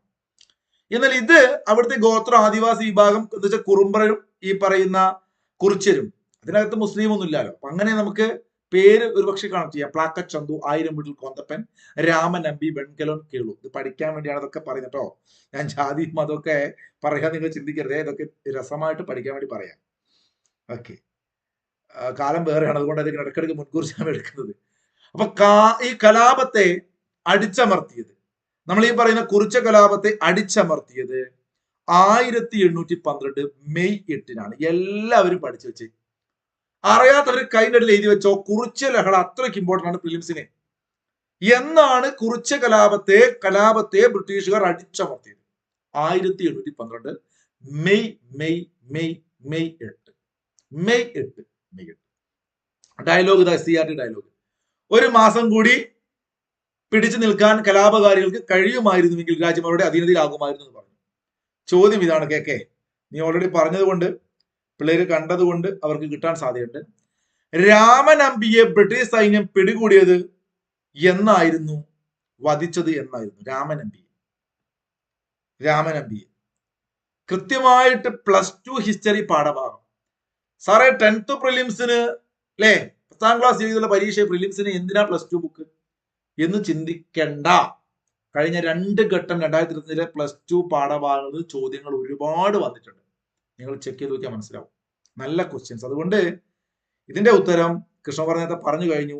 1812 മെയ് മാസം 1-ാം തീയതി. പഠിച്ചു വെച്ചേക്ക് കേട്ടോ. Very good. May 8 red cross ദിനമാണ്. അങ്ങനെ ഒരു കണക്ഷൻ കൊടുക്കും കേട്ടോ. റെഡ് ക്രോസ് ദിനം കൂടിയാണ് മെയ് 8 അല്ലെ. അപ്പൊ കലാപം അടിച്ചമർത്തി, ചോരയിൽ മുക്കിക്കൊന്നു അല്ലെ, ചോരയിൽ മുക്കിയ റെഡ് ക്രോസ് അല്ലെ. രാവിലെ നിത്യ മോഹന. ഓക്കെ, നിങ്ങൾ 3-4 പേരേ ഉള്ളൂ. കാരണം വൈകുന്നേര സമയമാണ്, സ്കൂൾ വിട്ടു വന്ന് വീട്ടമ്മമാരൊക്കെ തിരക്കിലായിരിക്കും, എനിക്ക് അറിയാട്ടോ. അതെ, മെയിൻസിന് കുഴപ്പമില്ല, പ്രിലിംസിന് വേണ്ടായിരുന്നു. കുഴപ്പമില്ല, ഉമേറ പ്രിലിംസ് പാസ്സായില്ലേ, നമുക്ക് അടുത്ത് നോക്കാലോ. അപ്പൊ ഇനി കേരള സിംഹം എന്ന് പറയുന്ന പഴശ്ശി രാജയെ കുറിച്ചാണ് SCRT അടുത്ത പേജിൽ പറയുന്നത്. ഇതൊക്കെ കഴിഞ്ഞ 2022 പ്രിലിംസ് ചോദിച്ചു. പഴശ്ശി രാജ, കൊട്ടിയോട് രാജ ചോദിച്ചു. കഴിഞ്ഞ പ്രിലിംസ് 2022-ലും 2023-ലും ഒക്കെ ചോദ്യം വന്നിട്ടുണ്ട്. അപ്പൊ ഇപ്രാവശ്യം പഴശ്ശി ട്രെൻഡിങ്ങിൽ വന്നിട്ടില്ല എന്ന് വിചാരിച്ച് ഒഴിവാക്കണ്ട. എനിക്ക് തോന്നുന്നു 3-4 ഘട്ടങ്ങളിൽ പഴശ്ശി ആയിരിക്കും എന്താ പറയുക കളിക്കാൻ പോകുന്നത്. അപ്പൊ അതുകൊണ്ട് അടുത്ത പേജിലെ ചോദ്യം നിങ്ങൾക്ക് പ്രതീക്ഷിക്കാം. അപ്പൊ ഞാൻ പഴശ്ശി രാജയെ കുറിച്ച് പെട്ടെന്ന് കുറച്ച് കാര്യങ്ങൾ പറയട്ടെ. പഴശ്ശിരാജ തന്റെ പഴശ്ശിയുടെ ജീവിതത്തെ ഇതിവൃത്തമാക്കിക്കൊണ്ട് സർദാർ KM മണിക്കറാണ് കേരള സിംഹം എന്ന ചരിത്ര നോവൽ എഴുതി. നിങ്ങൾക്കൊക്കെ അറിയാം, പഴശ്ശിരാജയെ അല്ലെ കേരള സിംഹം എന്ന് വിശേഷിപ്പിച്ചത് ആരാണ്? സർദാർ KM പണിക്കറാണ്. അദ്ദേഹം വജ്രമോതിരം വിഴുങ്ങി പഴശ്ശിരാജ ആത്മഹത്യ ചെയ്തെന്നൊക്കെ ആ നോവലിലെ കഥ. ഓക്കെ, എന്തോട്ടെ, അതിന്റെ ചരിത്രത്തിൽ നമ്മൾ പോകുന്നില്ല. പഴശ്ശി കലാപങ്ങളെ കുറിച്ച് ഇവിടെ ഇങ്ങനെ എഴുതി വെച്ച് നിങ്ങൾക്ക് കാണാൻ പറ്റില്ല. ഞാനത് നല്ല മനോഹരമാക്കി മാറ്റി എഴുതിയിട്ടുണ്ട്. നോക്കൂ, പഴശ്ശി രാജയെന്നും കൊട്ടിയോട് രാജയെന്നും ബ്രിട്ടീഷ് രേഖകളിൽ വിശേഷിപ്പിക്കുന്ന രാജാവ് പുരളി ചെമ്മൻ എന്നറിയപ്പെടുന്നു. പുരളിമലയുടെ ചെമ്മൻ. നോക്കൂ, നമ്മുടെ ചെക്കൻ വന്നു, എന്റെ പിറകിൽ വന്നില്ലേ, അതാണ് പഴശ്ശി രാജ. ദക്ഷിണേന്ത്യയിൽ ബ്രിട്ടീഷുകാർക്കെതിരെ നടന്ന യുദ്ധങ്ങളിൽ ഏറ്റവും ശക്തമായത്. ബ്രിട്ടീഷുകാർക്കെതിരെ പഴശ്ശിരാജ ജനങ്ങളെ സംഘടിപ്പിച്ച് തിരിയാനുള്ള കാരണം എന്താ? ഇത് അടുത്ത എക്സാമിന് നിങ്ങൾക്ക് ചോദ്യമായിട്ട് പ്രതീക്ഷിക്കാം. കാരണം ഈ കഴിഞ്ഞ 2024-23 ചോദിച്ചു, കോട്ടയം പ്രദേശത്ത് നികുതി പിരിക്കാനുള്ള അധികാരം നൽകാത്തതും വയനാട്ടിന് മേൽ അവകാശവാദം ഉന്നയിച്ചതൊക്കെയാണ് പഴശ്ശിയെ ചൊടിപ്പിച്ചത്. കാരണം അപ്പൊ പുരളീശമ്മൻ, കൊട്ടിയൂട്ട് രാജ, പൈച്ചി രാജ, കോട്ടയം കേരളവർമ്മ പഴശ്ശി രാജ. ഇദ്ദേഹത്തിന്റെ പ്രധാനമന്ത്രിയുടെ പേര് എല്ലാവർക്കും അറിയുന്ന കാര്യമാണ്, ഞാൻ വേഗം പറഞ്ഞു പോവാണ്. കണ്ണവത്ത് ശങ്കരൻ നമ്പ്യാരാണ്. ഇദ്ദേഹത്തിന്റെ സർവ്വ സൈന്യാധിപനായിരുന്നു കൈതേരി അമ്പു നായർ. എടാ, അമ്പുമായിട്ട് ഇങ്ങനെ നടക്കുന്ന ചങ്ങാതി, കൈന്റെ മുകളിൽ എപ്പോഴും കൈ ഇങ്ങനെ തിരിച്ചു വെച്ചിട്ട് അമ്പുമായിട്ട് പിടിച്ചു നടക്കും. ആരാ? സൈന്യാധിപൻ, പ്രധാനമന്ത്രി അല്ലെ, കണ്ണവത്ത് ശങ്കരൻ നമ്പ്യാർ. നമ്മുടെ നരേന്ദ്രമോദി എന്നൊക്കെ പറയുന്ന വരി കണ്ണവത്ത് ശങ്കരൻ നമ്പ്യാരെ കുറിച്ച് ആലോചിക്കാം. കൈതേരി അമ്പ്, സൈന്യാധിപൻ. അപ്പൊ ഇത് പഠിച്ചാൽ മതി, അമ്പ് പിടിച്ചാൽ മറ്റേത് നിങ്ങൾക്ക് കിട്ടും. പിന്നെ ഗറില്ല യുദ്ധമുറ എന്നൊക്കെ കാണാൻ നമ്മളെ മനസ്സിൽ തലക്കൽ ചന്തു അങ്ങോട്ട് വരും. കാരണം കുറിച്യരുടെ സ്വന്തം നേതാവ് അല്ലെ, തലക്കൽ ചന്തുവായിട്ട് ആരാണ് അഭിനയിച്ചത് ആ സിനിമയിൽ? നിങ്ങളുടെയൊക്കെ മനസ്സിൽ ഞാനിപ്പോ പറയുമ്പോൾ ഓരോ ക്യാരക്ടർ ഇങ്ങനെ വരും അല്ലെ. എടച്ചേനെ കുങ്കൻ എന്ന് പറയുമ്പോൾ ശരത് കുമാർ ഇങ്ങനെ വരും. അപ്പൊ തലക്കൽ ചന്തു മനോജ് കെ ജയന, അദ്ദേഹമാണ് കുറിച്യരുടെ നേതാവ് അല്ലെ. നമ്മുടെ അദ്ദേഹത്തിന്റെ ഭാര്യയുടെ പേര് ഇപ്പം കമന്റ് ചെയ്യും, അതൊക്കെ നിങ്ങൾ പഠിച്ചു വെച്ചോ. പത്മപ്രിയാണോ, കനിഹ ആരായിരുന്നു എന്നൊക്കെ, കാരണം ഇതൊക്കെ PSC യുടെ ചോദ്യമാണ്. അപ്പൊ പഴശ്ശിരാജയെ കേരള സിംഹം എന്ന് വിശേഷിപ്പിച്ചത് സർദാർ KM പണിക്കറാണ്. ആർട്ടിഫാക്ട് കേരള സിംഹം എന്ന പുസ്തകം സർദാർ KM പണിക്കറാണ്. പഴശ്ശി സമരങ്ങൾ KKN കുറുപ്പ്, PYQ ആണ് KKN കുറുപ്പ്. പഴശ്ശിരാജ ചമയങ്ങളില്ലാതെ മുണ്ടക്കയം ഗോപി, മുണ്ടക്കയം ഗോപി. അപ്പൊ കലാമണ്ഡലം ഗോപിയാശാനെ പറയാറില്ലേ? അപ്പൊ നിങ്ങൾ ചമയൊക്കെ ഇടുന്ന ഗോപിയാശാൻ ആലോചിക്കാം. അപ്പൊ മുണ്ടക്കയം ഗോപി, പഴശ്ശിരാജ ചമയങ്ങളില്ലാതെ. നിങ്ങൾ എല്ലാവരും ഒന്ന് ലൈക്ക് അടിച്ചേ അല്ലെ, ഉഷാറാവട്ടെ. അപ്പൊ ഉഷാറാവുമ്പോ നമുക്ക് ഉഷാറാവും. മന്ത്രി കണ്ണ്, മന്ത്രിയുടെ കണ്ണ്, മന്ത്രിയുടെ കണ്ണ് അല്ലെ, ആലോചിച്ചാൽ മതി. കണ്ണനുണ്ണിയാണേ മന്ത്രിയാണേ അല്ലെ, കണ്ണവത്ത് ശങ്കരൻ മന്ത്രിയാണേ, കൈതേരി അമ്പു സൈന്യാധിപന. ഉറക്കം വരുന്നുണ്ട് എനിക്ക്, നിങ്ങളൊരു ഉഷാറില്ല, നിങ്ങൾ ലൈവിലുള്ള ഒരു ഉഷാറില്ല, ഒന്ന് ഉഷാറായടാ. അപ്പൊ പ്രധാനമന്ത്രി നരേന്ദ്രമോദിജി അല്ല, കണ്ണവത്ത്. ലൈക്ക് നോക്കട്ടെ, ഞാൻ 96 ലൈക്കായിട്ടേ ഉള്ളൂ. മോശം മോശം മോശം. നിങ്ങളെ കമ്പനിക്കാർക്ക് ഒന്നും അയച്ചു കൊടുത്തില്ല, ഗ്രൂപ്പിലൊക്കെ ഒച്ചയും പോലെ ഉണ്ടാക്കി കൊണ്ട് വരാൻ പറഞ്ഞിട്ടുണ്ട്. എന്നിട്ട് പ്രധാനമന്ത്രി കണ്ണവത്ത് ശങ്കരൻ നമ്പ്യാരെയും സൈന്യാധിപൻ കൈതേരി അമ്പുനാർ. നമുക്ക് ജോലി കിട്ടണ്ടേ, പഠിക്കണ്ടേ അല്ലേ? ഇതൊക്കെ എത്ര തവണ ചോദിച്ചത്, നമുക്ക് പരീക്ഷയ്ക്ക് തെറ്റാറില്ലേ? ഉണ്ട്. അപ്പൊ ഏത് സമയത്താണെങ്കിലും ഇതൊക്കെ കേൾക്കുമ്പോൾ വീണ്ടും വീണ്ടും പഠിക്കും. ഈ ക്ലാസ്സിനല്ല, എല്ലാ ക്ലാസ്സിലും 100 ലൈക്ക് ആയി തോന്നുന്നു അല്ലെ. അപ്പൊ തൽക്കാലം നമുക്ക് പഴശ്ശിരാജ ചമയങ്ങളില്ലാതെ, മുണ്ടക്കയം ഗോപി, KK നിന്റെ കമന്റ് ഒക്കെ ഞാൻ കാണുന്നുണ്ട് കേട്ടോ. മനോരഥം കൃതി പറയുന്നുണ്ട് അദ്ദേഹം. പഴശ്ശി സമരങ്ങൾ KKN കുറുപ്പിന്റെ പുസ്തകം, കേരള സിംഹം KM പണിക്കർ. അപ്പൊ പറഞ്ഞു വന്നത് പഴശ്ശി ഒന്നാം സമരം. ഇതിനൊക്കെ ഒരു കണക്ഷൻ ഉണ്ട്. എന്താണ് ആ കണക്ഷൻ? ആ കണക്ഷൻ ഇതാണ്. കണക്ഷൻ നമ്മുടെ കേരളത്തിനകത്ത് ബ്രിട്ടീഷുകാരുടെ കോളനിവൽക്കരണവുമായി ബന്ധപ്പെട്ട് +1 +2 പാഠഭാഗത്ത് ഒരു പട്ടിക കൊടുത്തിട്ടുണ്ട് അല്ലെ, ഉമേറ. അപ്പോ ഹാഷിമ ആഷിക, പേരൊന്നും എനിക്ക് കിട്ടുന്നില്ല കേട്ടോ. അവിടെ മലബാർ ടിപ്പു സുൽത്താനുമായി ബന്ധപ്പെട്ട് ശ്രീരംഗപട്ടണം ഉടമ്പടി നിങ്ങൾക്ക് ഒക്കെ അറിയാം. എല്ലാ PSC പരീക്ഷയിലും ചോദ്യമായിട്ട് വരും. ശ്രീരംഗപട്ടണം ഉടമ്പടി 92 ആക്ച്വലി 1792 ശേഷം 93 ബംഗാളിൽ ആകമാനം കോൺവാലിസ് പ്രഭുവിന്റെ കാലഘട്ടത്തില് പെർമനന്റ് സെറ്റിൽമെന്റ് അഥവാ ശാശ്വത ഭൂനീതി വ്യവസ്ഥ നടപ്പിലാക്കുന്നുണ്ട്. ആമി സാറ് കാണുന്നുണ്ട്, കുട്ടികൾക്ക് ഫുഡ് കൊടുക്കുകയാണ്. ആയിക്കോട്ടെ, കണ്ടാൽ മതി, നിങ്ങൾ ലൈവിൽ ഇരുന്നാൽ മതി, കേട്ടാ മതി കേട്ടോ. എല്ലാവരും ഞാൻ ആമി ആരെന്ന് എനിക്ക് അറിയില്ല, ഒരുപാട് പേരുകൾ ഇവിടെ. മിനി എല്ലാവരും കാണുന്നുണ്ട് കേട്ടോ. ഓക്കെ. സജിദിന്റെ ഒക്കെ പേര് നമ്മുടെ ടെലഗ്രാമിൽ കാണുന്ന പേരുകൾ അതുപോലെ എനിക്ക് വിളിക്കാൻ പറ്റും. ബാക്കിയുള്ള എനിക്ക് അറിയില്ല ആരൊക്കെയാണ് കേട്ടോ. അപ്പൊ എന്തൊക്കെയാണെങ്കിലും നമ്മുടെ പെർമനന്റ് സെറ്റിൽമെന്റ് അഥവാ ശാശ്വത ഭൂനീതി വ്യവസ്ഥ വരുന്നുണ്ട്. ഇതോടുകൂടിയാണ് നികുതി പിരിക്കാനുള്ള ചുമതലയ്ക്ക് ആക്ച്വലി പഴശ്ശിരാജയിൽ നിന്ന് കുറുമനാട് രാജാവിற்கு കൊടുത്തുകൊണ്ടുള്ള ഒരു ഇഷ്യൂ വരുന്നത്. അതാണ് തുടക്കം. അപ്പൊ നമ്മൾ ഈ ചരിത്രം മനസ്സിലാക്കി പഠിക്കാൻ വേണ്ടി പറയുന്നത്. അപ്പൊ ശ്രീരംഗപട്ടണം സന്ധിയോടുകൂടി പഴശ്ശിയുടെ കീഴിലുള്ള മലബാർ ടിപ്പു കൊടുക്കുകയാണ് ബ്രിട്ടീഷുകാർക്ക്. അതാണ് തുടക്കം. എന്നാൽ പൂർണ്ണമായിട്ടും മദ്രാസ് സർക്കാരിന്റെ കീഴിലേക്ക് പഴശ്ശി കലാപത്തൊക്കെ അടിച്ചമർത്തിക്കൊണ്ട് അല്ലെ 1800-കളിലാണ് മലബാർ വരുന്നത്. എന്തായാലും ഇത് പറഞ്ഞ സ്ഥിതിക്ക് ഞാൻ ബാക്കി രണ്ടരോട് പറയാം. കൊച്ചി നോക്കൂ. കൊച്ചി ബ്രിട്ടീഷുകാരുടെ ഉടമ്പടിയുടെ ഭാഗമായിട്ട് വരുന്നത് 1791-ലാണ്. ആ ഒരു സാമന്ത രാജ്യമായിട്ട് കൊച്ചി വരികയാണ് 1791. 92 ശ്രീരംഗപട്ടണം സന്ധിയോടുകൂടി ബ്രിട്ടീഷുകാർക്ക് പൂർണ്ണമായിട്ടും മലബാർ കൊടുത്തു. 91 കൊച്ചി നാട്ടുരാജ്യം, അതായത് രാജാവുമായിട്ട് ബ്രിട്ടീഷുകാർ സാമന്ത രാജ്യമായിട്ട് മാറുന്നു. പൂർണ്ണമായിട്ടും 1800 തന്നെയാണ് SCERT പറയുന്നതാണ്. ഇത് ഞാൻ വീണ്ടും പറഞ്ഞ ചെറിയ തിരുത്തുകളൊക്കെ ഉണ്ട്, പക്ഷേ SCERT ഫാക്ട് ഞാൻ അതുപോലെ പറയുകയാണ്. 1800 മലബാറും കൊച്ചിയും പൂർണ്ണമായിട്ടും വരുന്നു. എന്നാൽ കൂട്ടുകാരെ 91 കൊച്ചി സാമന്തരാജ്യമാവുന്നു, 92 മലബാർ ശ്രീരംഗപട്ടണസന്ധിയോട് കിട്ടുന്നു, 95 തിരുവിതാംകൂർ ഈ പറയുന്ന ബ്രിട്ടീഷ് മേൽക്കോയ്മ അംഗീകരിക്കുന്നത്. 1795, 3 വർഷങ്ങൾ. ഒന്ന് മാറ്റി ഞാൻ എഴുതാം. 1791 കൊച്ചി എന്താവുന്നു? സാമന്ത രാജ്യമായി മാറുന്നു. 1792 മലബാർ അല്ലെ, 1795 തിരുവിതാംകൂറും ആവുന്നു. കിട്ടിയോ നിങ്ങൾ? അപ്പൊ ഇത് നിങ്ങളെ മനസ്സിൽ വേണം. എന്നാൽ മലബാറും കൊച്ചിയും 1800 പൂർണ്ണമായിട്ടും ആവുന്നത്.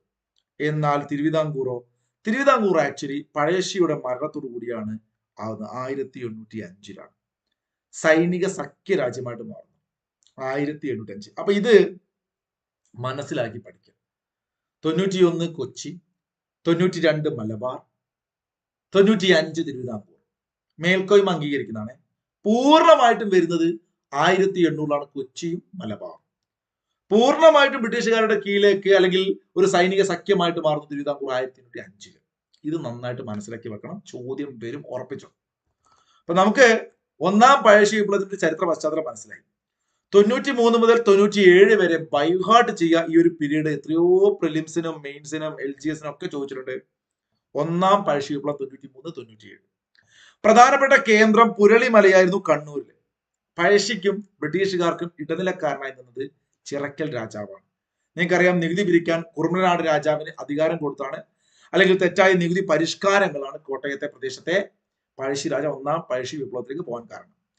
രണ്ടാം പഴശ്ശി വിപ്ലവം എന്ന് പറഞ്ഞാൽ നിങ്ങൾക്കറിയാം, 4ാം മൈസൂർ യുദ്ധം 1799 മെയ് മാസം 4-ാം തീയതി ടിപ്പു സുൽത്താൻ മരണപ്പെട്ടു. ടിപ്പു മരണപ്പെട്ടതോട് കൂടി പിന്നീട് പഴശ്ശിക്ക് ഒരു വലിയൊരു ശൂന്യതയാണ് അല്ലെ. വയനാടൻ കാടുകളിൽ പഴശ്ശി ഇങ്ങനെ ഗംഭീരമായി ഫൈറ്റ് ചെയ്തപ്പം ടിപ്പുവിന്റെ ആ ഒരു മരണം അല്ലെങ്കിൽ ടിപ്പുവിന്റെ ഇല്ലാതായതോടുകൂടി പഴശ്ശി ആകെ ഡൗൺ ആയി, അല്ലെങ്കിൽ പഴശ്ശിയുടെ സാമ്രാജ്യത്തിന്റെ ഒരു ശക്തി കുറഞ്ഞു എന്ന് അറിയിക്കാം. അങ്ങനെ 4ാം മൈസൂർ യുദ്ധത്തിന്റെ അനന്തരഫലം എന്നോണമാണ് രണ്ടാം പഴശ്ശി വിപ്ലവം ആരംഭിക്കുന്നു. 800 മുതൽ 805 വരെ. 805 നവംബർ മാസം 30-ാം തീയതി ഡേറ്റ് കൊടുത്തിട്ടുണ്ടോ? കൊടുത്തിട്ടുണ്ട്. നവംബർ 30-ാം തീയതി പഴശ്ശിരാജ മരണപ്പെടുന്നു. വെടിയേറ്റ് ആണെങ്കിലും മോതിരം വിണിങ്ങാണെങ്കിലും ഒക്കെ നിങ്ങളെ മനസ്സിലുണ്ടായിക്കോട്ടെ. അത് പല ചരിത്രകാരന്മാരും പലതും പറയുന്നുണ്ട്. അതുകൊണ്ടാണ് ഞാൻ വെടിയേറ്റ് കൊടുത്തത് കേട്ടോ. നമ്മുടെ വജ്രമോതിരം വിണിങ്ങി എന്നൊക്കെ പറയുന്നത് ആരാണ്? സദർ K മണിക്കരുടെ പുസ്തകത്തിലാണ്. അപ്പോ ബ്രിട്ടീഷുകാർ വയനാട് പിടിച്ചെടുക്കാൻ ശ്രമിച്ചതാണ് രണ്ടാമത്തെ പഴശ്ശി വിപ്ലവത്തിന് കാരണം. ഇത് ഹൈലൈറ്റ് ചെയ്ത് പഠിക്കണം. രണ്ടാം പഴശ്ശി വിപ്ലവത്തിന് കാരണം ബ്രിട്ടീഷുകാർ വയനാട് പിടിച്ചെടുക്കാൻ ശ്രമിച്ചതാണ്. ഇനി അങ്ങനെയാണെങ്കിൽ മക്കളെ, ബ്രിട്ടീഷ് സൈന്യത്തെ നയിച്ചത് കൈതേരി അമ്പു, എടച്ചേന കുങ്കൻ, പള്ളൂർ ഏമന്നാർ, നേരത്തെ പറഞ്ഞ പേരിലില്ല, കണ്ണവത്ത് ശങ്കരൻ നമ്പ്യാർ. അവിടെയാണ് പട്ടാള മേധാവി ആർതർ വെല്ലസ്ലി, ആരെയും കൊല്ലുന്നവൻ, ടിപ്പുവിനെ കൊന്നു അല്ലെ. മെയ് മാസം 4-ാം തീയതി നെപ്പോളിയൻ വാട്ടർലൂ യുദ്ധത്തിൽ പരാജയപ്പെടുത്തി, പഴശ്ശിയെ വധിച്ചു. ഇതെല്ലാം ചെയ്തത് ആരാണ്? ആർതർ വെല്ലസ്ലിയാണ്. ഈ ആർതർ വെല്ലസ്ലിയാണ് പട്ടാള മേധാവി. സബ് കളക്ടർ ആരായിരുന്നു? തോമസ് ഹാർവേ ബേബർ അല്ലെ. പഴശ്ശിരാജയെ പിടികൂടാൻ ആർതർ വെല്ലസ്ലി രൂപീകരിച്ച സൈനിക സഖ്യമായിരുന്നു കോൽക്കാർ എന്ന് പറയുന്ന ഒരു സൈനിക സംഘം. മറന്നു പോകണ്ട, രണ്ടാം പഴശ്ശി വിപ്ലവം. അപ്പൊ പഴശ്ശിരാജ വെടിയേറ്റ് മരിച്ച സ്ഥലം മാവിലന്തോട് എന്ന് പറയും, മാനന്തവാടിയാണ്. മറന്നുപോവോ? ഇല്ല, എല്ലാവർക്കും അറിയാം. ഇദ്ദേഹത്തെ സഹായിച്ച കുറിച്ചയുടെ നേതാവ് തലക്കൽ ചന്തുവാണ്. 802 ഈ കഴിഞ്ഞ ദിവസം ഞാൻ അതിലൂടെ പോയപ്പം പനമരത്ത് അവിടെ എന്തൊരു കോട്ടയുണ്ട്, തലക്കൽ ചന്തു സ്മാരകം, എടച്ചേന കുങ്കൻ. അപ്പൊ തലക്കൽ ചന്തു സ്മാരകം പനമരത്താണ്, വയനാട് ജില്ലയിൽ. കുറിച്യരുടെ പ്രധാനപ്പെട്ട നേതാവായിരുന്ന തലക്കൽ ചന്തു, അദ്ദേഹം പനമരം കോട്ട പിടിച്ചെടുത്ത വർഷമാണ് 1802. നോട്ട് ചെയ്ത് വെക്കുക.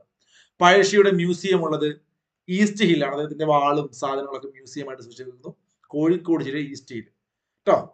അതുപോലെ തന്നെ പഴശ്ശി മരണപ്പെട്ട സ്ഥലം മാനന്തവാടി, അവിടെ എന്തൊരു സ്മാരകമുണ്ട്. ഇത് തെറ്റിക്കരുത്. സ്മാരകം മരണപ്പെട്ട സ്ഥലം ഈ മാവിലാന്തോട് മാനന്തവാടിയാണ്. അപ്പൊ മരണപ്പെട്ട സ്ഥലത്ത് എന്തൊരു സ്മാരകം. Museum east hill. ഡാം എവിടെയാണ്? വളപട്ടണം പുഴ, കണ്ണൂർ. പഴശ്ശിയുടെ പേരിൽ ഗുഹയുണ്ട്, അത് മലപ്പുറത്താണ്. ഇത് 4 PSC പരീക്ഷ റിപ്പീറ്റ് ചെയ്ത് ചോദിക്കാറുണ്ട്. പഴശ്ശി ഗുഹ Malappuram, Pazhassi dam Valapattanam, Pazhassi museum Kozhikode east hill, Pazhassi സ്മാരകം മാനന്തവാടി. ചോദ്യം ഇതാണ്, നിങ്ങളൊന്ന് കമന്റ് ചെയ്തേ. 6ാമത്തെ ചോദ്യം ഇതാണ്. കിട്ടുന്നുണ്ടോ നിങ്ങൾക്ക്? 6ാമത്തെ ചോദ്യം ഇതാണ്. മലബാർ ബ്രിട്ടീഷുകാർക്ക് ലഭിച്ചത് ഏത് വർഷമാണ്? മലബാർ ബ്രിട്ടീഷുകാർക്ക് ലഭിച്ച ഏത് വർഷമാണ്? 1805, 1723, 1792, 1793. ഇപ്പൊ നിങ്ങൾ ചിന്തിക്കും പൂർണ്ണമായിട്ടാണോ എന്നൊക്കെ. പൂർണ്ണമായിട്ടൊന്നും പറയുന്നില്ല. ചോദ്യം ശ്രദ്ധിക്കണം. ലഭിച്ചത് ചോദിച്ചു കഴിഞ്ഞാല് എന്നാണ്? 1792. കാരണം നേരത്തെ പൂർണ്ണമായിട്ട് പറയുമ്പോൾ 800 വന്നല്ലോ. അപ്പൊ ഇത് അങ്ങനെ ഒരു ചോദ്യമില്ല. ബ്രിട്ടീഷുകാർ ലഭിച്ചത് ശ്രീരംഗപട്ടണം സന്ധിയോടുകൂടി 92-ലാണ്. ഓക്കെ ആണോ? മഞ്ജു മനസ്സിലായില്ല അല്ലെ? തെറ്റിക്കരുത്. ഇതാ ഇപ്പൊ ഞാൻ പറഞ്ഞല്ലോ നിങ്ങളോട്. 92. ടിപ്പു സുൽത്താൻ ബ്രിട്ടീഷുകാർക്ക് മലബാർ ലഭിച്ചു 1792. 800 മദ്രാസ് സർക്കാരിന്റെ കീഴിലേക്ക് മാറുകയാണ് ചെയ്യുന്നത് കേട്ടോ. 805 ബ്രിട്ടീഷുകാർക്ക് തിരുവിതാംകൂർ ഒരു സൈനിക സഖ്യരാജ്യമായി മാറുകയാണ്. അപ്പൊ ഈ ഒരു പട്ടിക നിങ്ങൾ പഠിച്ചു വെക്കണം. അതാണ് ഈ ചോദ്യം. തെറ്റിക്കരുതേ. ശ്രീരംഗപട്ടണം സന്ധിയാണ്. വേലുത്തമ്പി ദളവയെ കുറിച്ചാണ് ഇനിയൊരു ആ ചാപ്റ്ററിനകത്ത് പറയുന്നത്. അപ്പൊ നിങ്ങളുടെ അടുത്ത എക്സാം ഫിലിംസിന് തീർച്ചയായിട്ടും കുറിച്ച കലാപം ചോദിക്കുന്നില്ല എങ്കിൽ വേലുത്തമ്പിയുടെ കലാപം ചോദിക്കാം. വേലുത്തമ്പിയെ കുറിച്ച് ഈ പറഞ്ഞ് ഞാൻ മാറ്റി എഴുതിയിട്ടുണ്ട്. നോക്കൂ എന്തൊക്കെയാണത്. ചോദ്യം ഇതാണ്.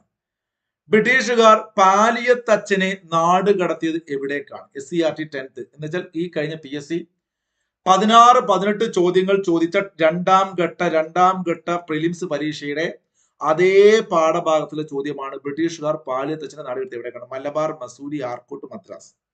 എത്ര പേര് ഇതൊക്കെ കിട്ടുന്നുണ്ട്? നിങ്ങൾ മനസ്സിലാക്കിക്കൊള്ളുക. ഇനിയുള്ള ഘട്ടത്തിലെ ചോദ്യങ്ങൾ ഇവിടെ നിന്നാണെന്നുള്ള തമ്പനയിൽ കണ്ടില്ലേ? അതിതാണ്.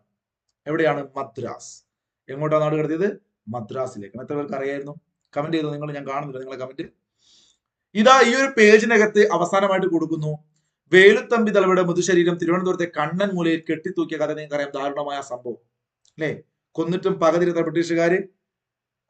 ഏഞ്ചലൊക്കെ ബി എന്ന് പറയുന്നത്. ബി അല്ല കേട്ടോ. മസൂലി പട്ടണം ഞാനൊരു ഗുമ്മിന് കൊടുത്താണ് ഓപ്ഷൻ. അൻസിലയും ഉമേറയൊക്കെ കമന്റ് ചെയ്തിരുന്നു. റെഡിയാണെന്ന് വിചാരിക്കുന്നു. ആഷിഖൊക്കെ അല്ലെ? മദ്രാസ്. വെരി ഗുഡ് രാഹുലെ. അപ്പോ വേലുത്തമ്പിയെ ഈ പറയുന്ന കണ്ണൻമൂലയിൽ കെട്ടിത്തൂക്കിയത് നിങ്ങൾക്കറിയാം. കണ്ണൻമൂല ട്രിവാൻഡ്രത്താണേ അല്ലെ? കണ്ണൻമൂലയിലാണ് ചട്ടമ്പി സ്വാമി ജനിച്ച നമ്മൾ പറഞ്ഞില്ലേ? അപ്പൊ പാലിയത്തച്ഛനെ മദ്രാസിലേക്ക് നാട് കടത്തി. ശ്രദ്ധിക്കണം. ഇനി ഇതുമായി ബന്ധപ്പെട്ടുകൊണ്ട് ഈ ഒരു പേജിനകത്ത് പറയുന്നത് കുണ്ടറ വിളംബരം എന്നാണ്. നമ്മൾ നേരത്തെ നവോത്ഥാന നായകന്മാർ ഒരു ക്വിക്ക് റിവിഷൻ നടത്തിയില്ലേ? വൈകുണ്ഠറ സ്വാമി 1809 വൈകുണ്ഠറ സ്വാമി പറഞ്ഞില്ലേ? അപ്പൊ നിങ്ങൾ ആലോചിച്ച് വെക്കുക. ഇവിടെ മെക്കാളെ ഔദ്യോഗിക വസതി ആക്രമിച്ചു. അതുപോലെ മെക്കാളയുമായി ബന്ധപ്പെട്ട് വലിയ ഇഷ്യൂസ് വേലുത്തമ്പിക്ക് ഉണ്ടായിരുന്നു. വേലുത്തമ്പി ദളവ മണ്ണടിയിലെ ക്ഷേത്രത്തിൽ വെച്ച് ആത്മഹത്യ ചെയ്തു.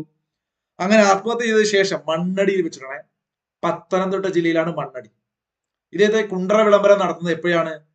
കൊല്ലം ജില്ലയിലാണ്. 1809 ജനുവരി 11-ാം തീയതി കൊല്ലം ജില്ലയിലാണ് കുണ്ടറ വിളംബരം നടത്തുന്നത്. അതിനുശേഷം പത്തനംതിട്ട ജില്ലയിലെ മണ്ണടി വെച്ച് ഇത് ഞാൻ മാറ്റി എഴുതിയിട്ടുണ്ട്. നോക്കൂ നിങ്ങൾ. എന്നാണ് വേലുത്തമ്പി ദളവയുമായി ബന്ധപ്പെട്ടുകൊണ്ട് ദളവാം തെരുവിലെ മച്ചാനേ മച്ചാനേ അല്ലേ? കുണ്ടറ വിളംബരം 1809 ജനുവരി 11. പഠിച്ചു വെക്ക. ഡേറ്റ് വളരെ ഇമ്പോർട്ടൻ്റ് ആണ്. എന്നാൽ ഇദ്ദേഹം വധിക്കുന്നത് അല്ലേ പോറ്റിയുടെ വസതിയിൽ വെച്ചിട്ട് 1809 മാർച്ച് മാസം 29-ാം തീയതി. ഡേറ്റ് പഠിച്ചു വെക്കുക. 1765 ജനിച്ച ഇദ്ദേഹം കന്യാകുമാരിയിലെ തലക്കുളത്ത് വീട്ടിൽ. ടൈപ്പിംഗ് വിഷയമല്ല. സ്ഥലത്തിന്റെ പേരും വീടിന്റെ പേരും ഒരു പ്രാസപ്പിച്ച് പറഞ്ഞല്ല. തലക്കുളത്ത് വീട്ടിലാണ് വേലായുധൻ ചമ്പകരാമൻ തമ്പി ജനിക്കുന്നത്. വേലായുധൻ ചമ്പകരാമൻ തമ്പി. കൊല്ലത്ത് ഹജൂർ കച്ചേരി സ്ഥാപിച്ചതും സഞ്ചരിക്കുന്ന കോടതി സ്ഥാപിച്ചതും വേമ്പനാട്ട് കായലിലെ പ്രസിദ്ധമായ പാതിരാമണൽ ദ്വീപ് കൃഷി യോഗ്യമാക്കിയതെല്ലാം നമ്മുടെ വേലുത്തമ്പി ദളവയായിരുന്നു. അപ്പൊ മക്കളെ ഒരു പ്രിലിംസിന് പോകുമ്പോൾ നിങ്ങൾ ഇത്രയും കാര്യങ്ങൾ ജസ്റ്റ് ഓർത്ത് വെക്കുക. കൊല്ലത്ത് ഹജൂർ കച്ചേരി, സഞ്ചരിക്കുന്ന കോടതി, വേമ്പനാട്ട് കായലിലെ പ്രസിദ്ധമായ പാതിരാമണല്, വേലായുധൻ ചമ്പകരാമൻ തമ്പി അല്ലെ? വേലുത്തമ്പി ദളവ. ഇതാ കറങ്ങി ഇങ്ങനെ വന്നിട്ടുണ്ട് നമ്മുടെ ചെക്കൻ. ഏകദേശം രൂപമാണ് അല്ലെ? വേലുത്തമ്പി ദളവ. അപ്പൊ അതുകൊണ്ട് ചെറിയൊരു കാര്യം പറയാനുള്ളത്, നിങ്ങൾക്ക് ആർക്കെങ്കിലും ഇപ്പൊ 10th പ്രിലിംസ് കഴിഞ്ഞവർ ഇത് കാണുന്നുണ്ടെങ്കിൽ 10th പ്രിലിംസ് എഴുതാൻ പോകുന്നവരാണെങ്കിലും അത്യാവശ്യം ഒരു 70-75 മാർക്കൊക്കെ കിട്ടിയവർ നന്നായിട്ട് പഠിക്കുക. സെക്രട്ടേറിയറ്റ് പോയി ആ സ്വപ്ന ജോലി കിട്ടും.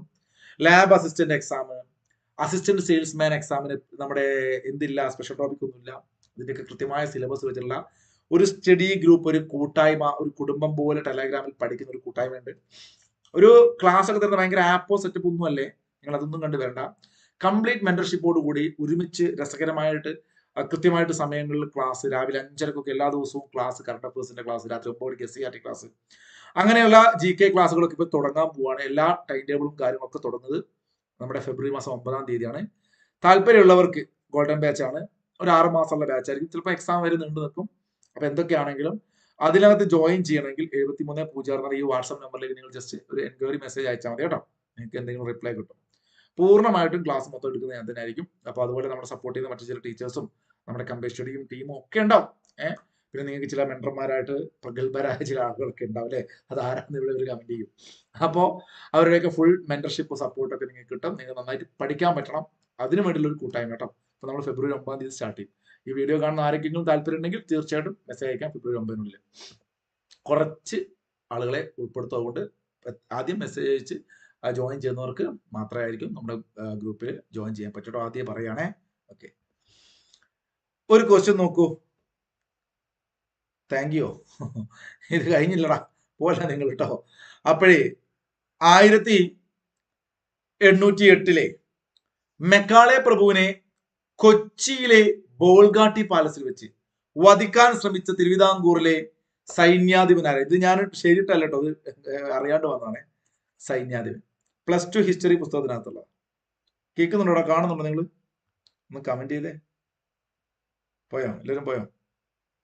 പരസ്യം ഒന്നും പറയുമ്പോഴത്തേക്ക് നിങ്ങൾ വിട്ടോ? താങ്ക് യു പറയാൻ.